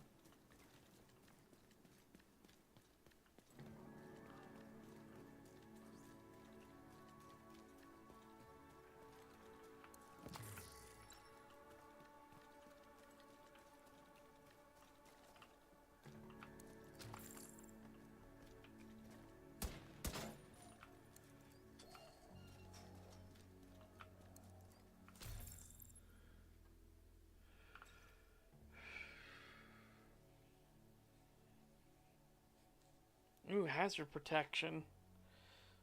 Might be worth getting just for the protection.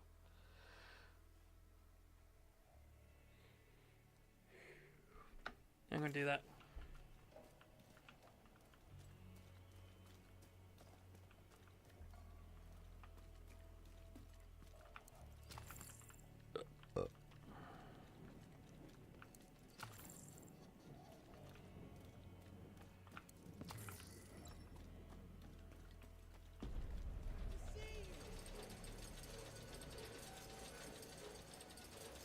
Alrighty. We'll end it now that we're here in the safe zone. Woofta.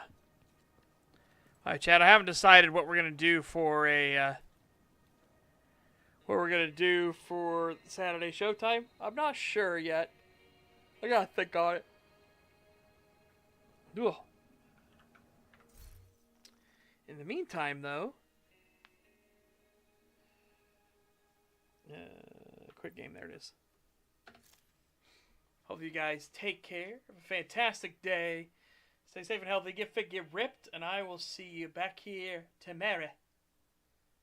And yeah, hopefully I'll have more written stuff to do. We've been pretty good. Obviously, big downtime there on when, you know, letting the teeth recover. And they're still recovering, which is annoying. But, you know, it is what it is. Tomorrow, I don't know what we'll play. We'll think of something. We'll think of something. Yeah. Bye-bye for now, everyone.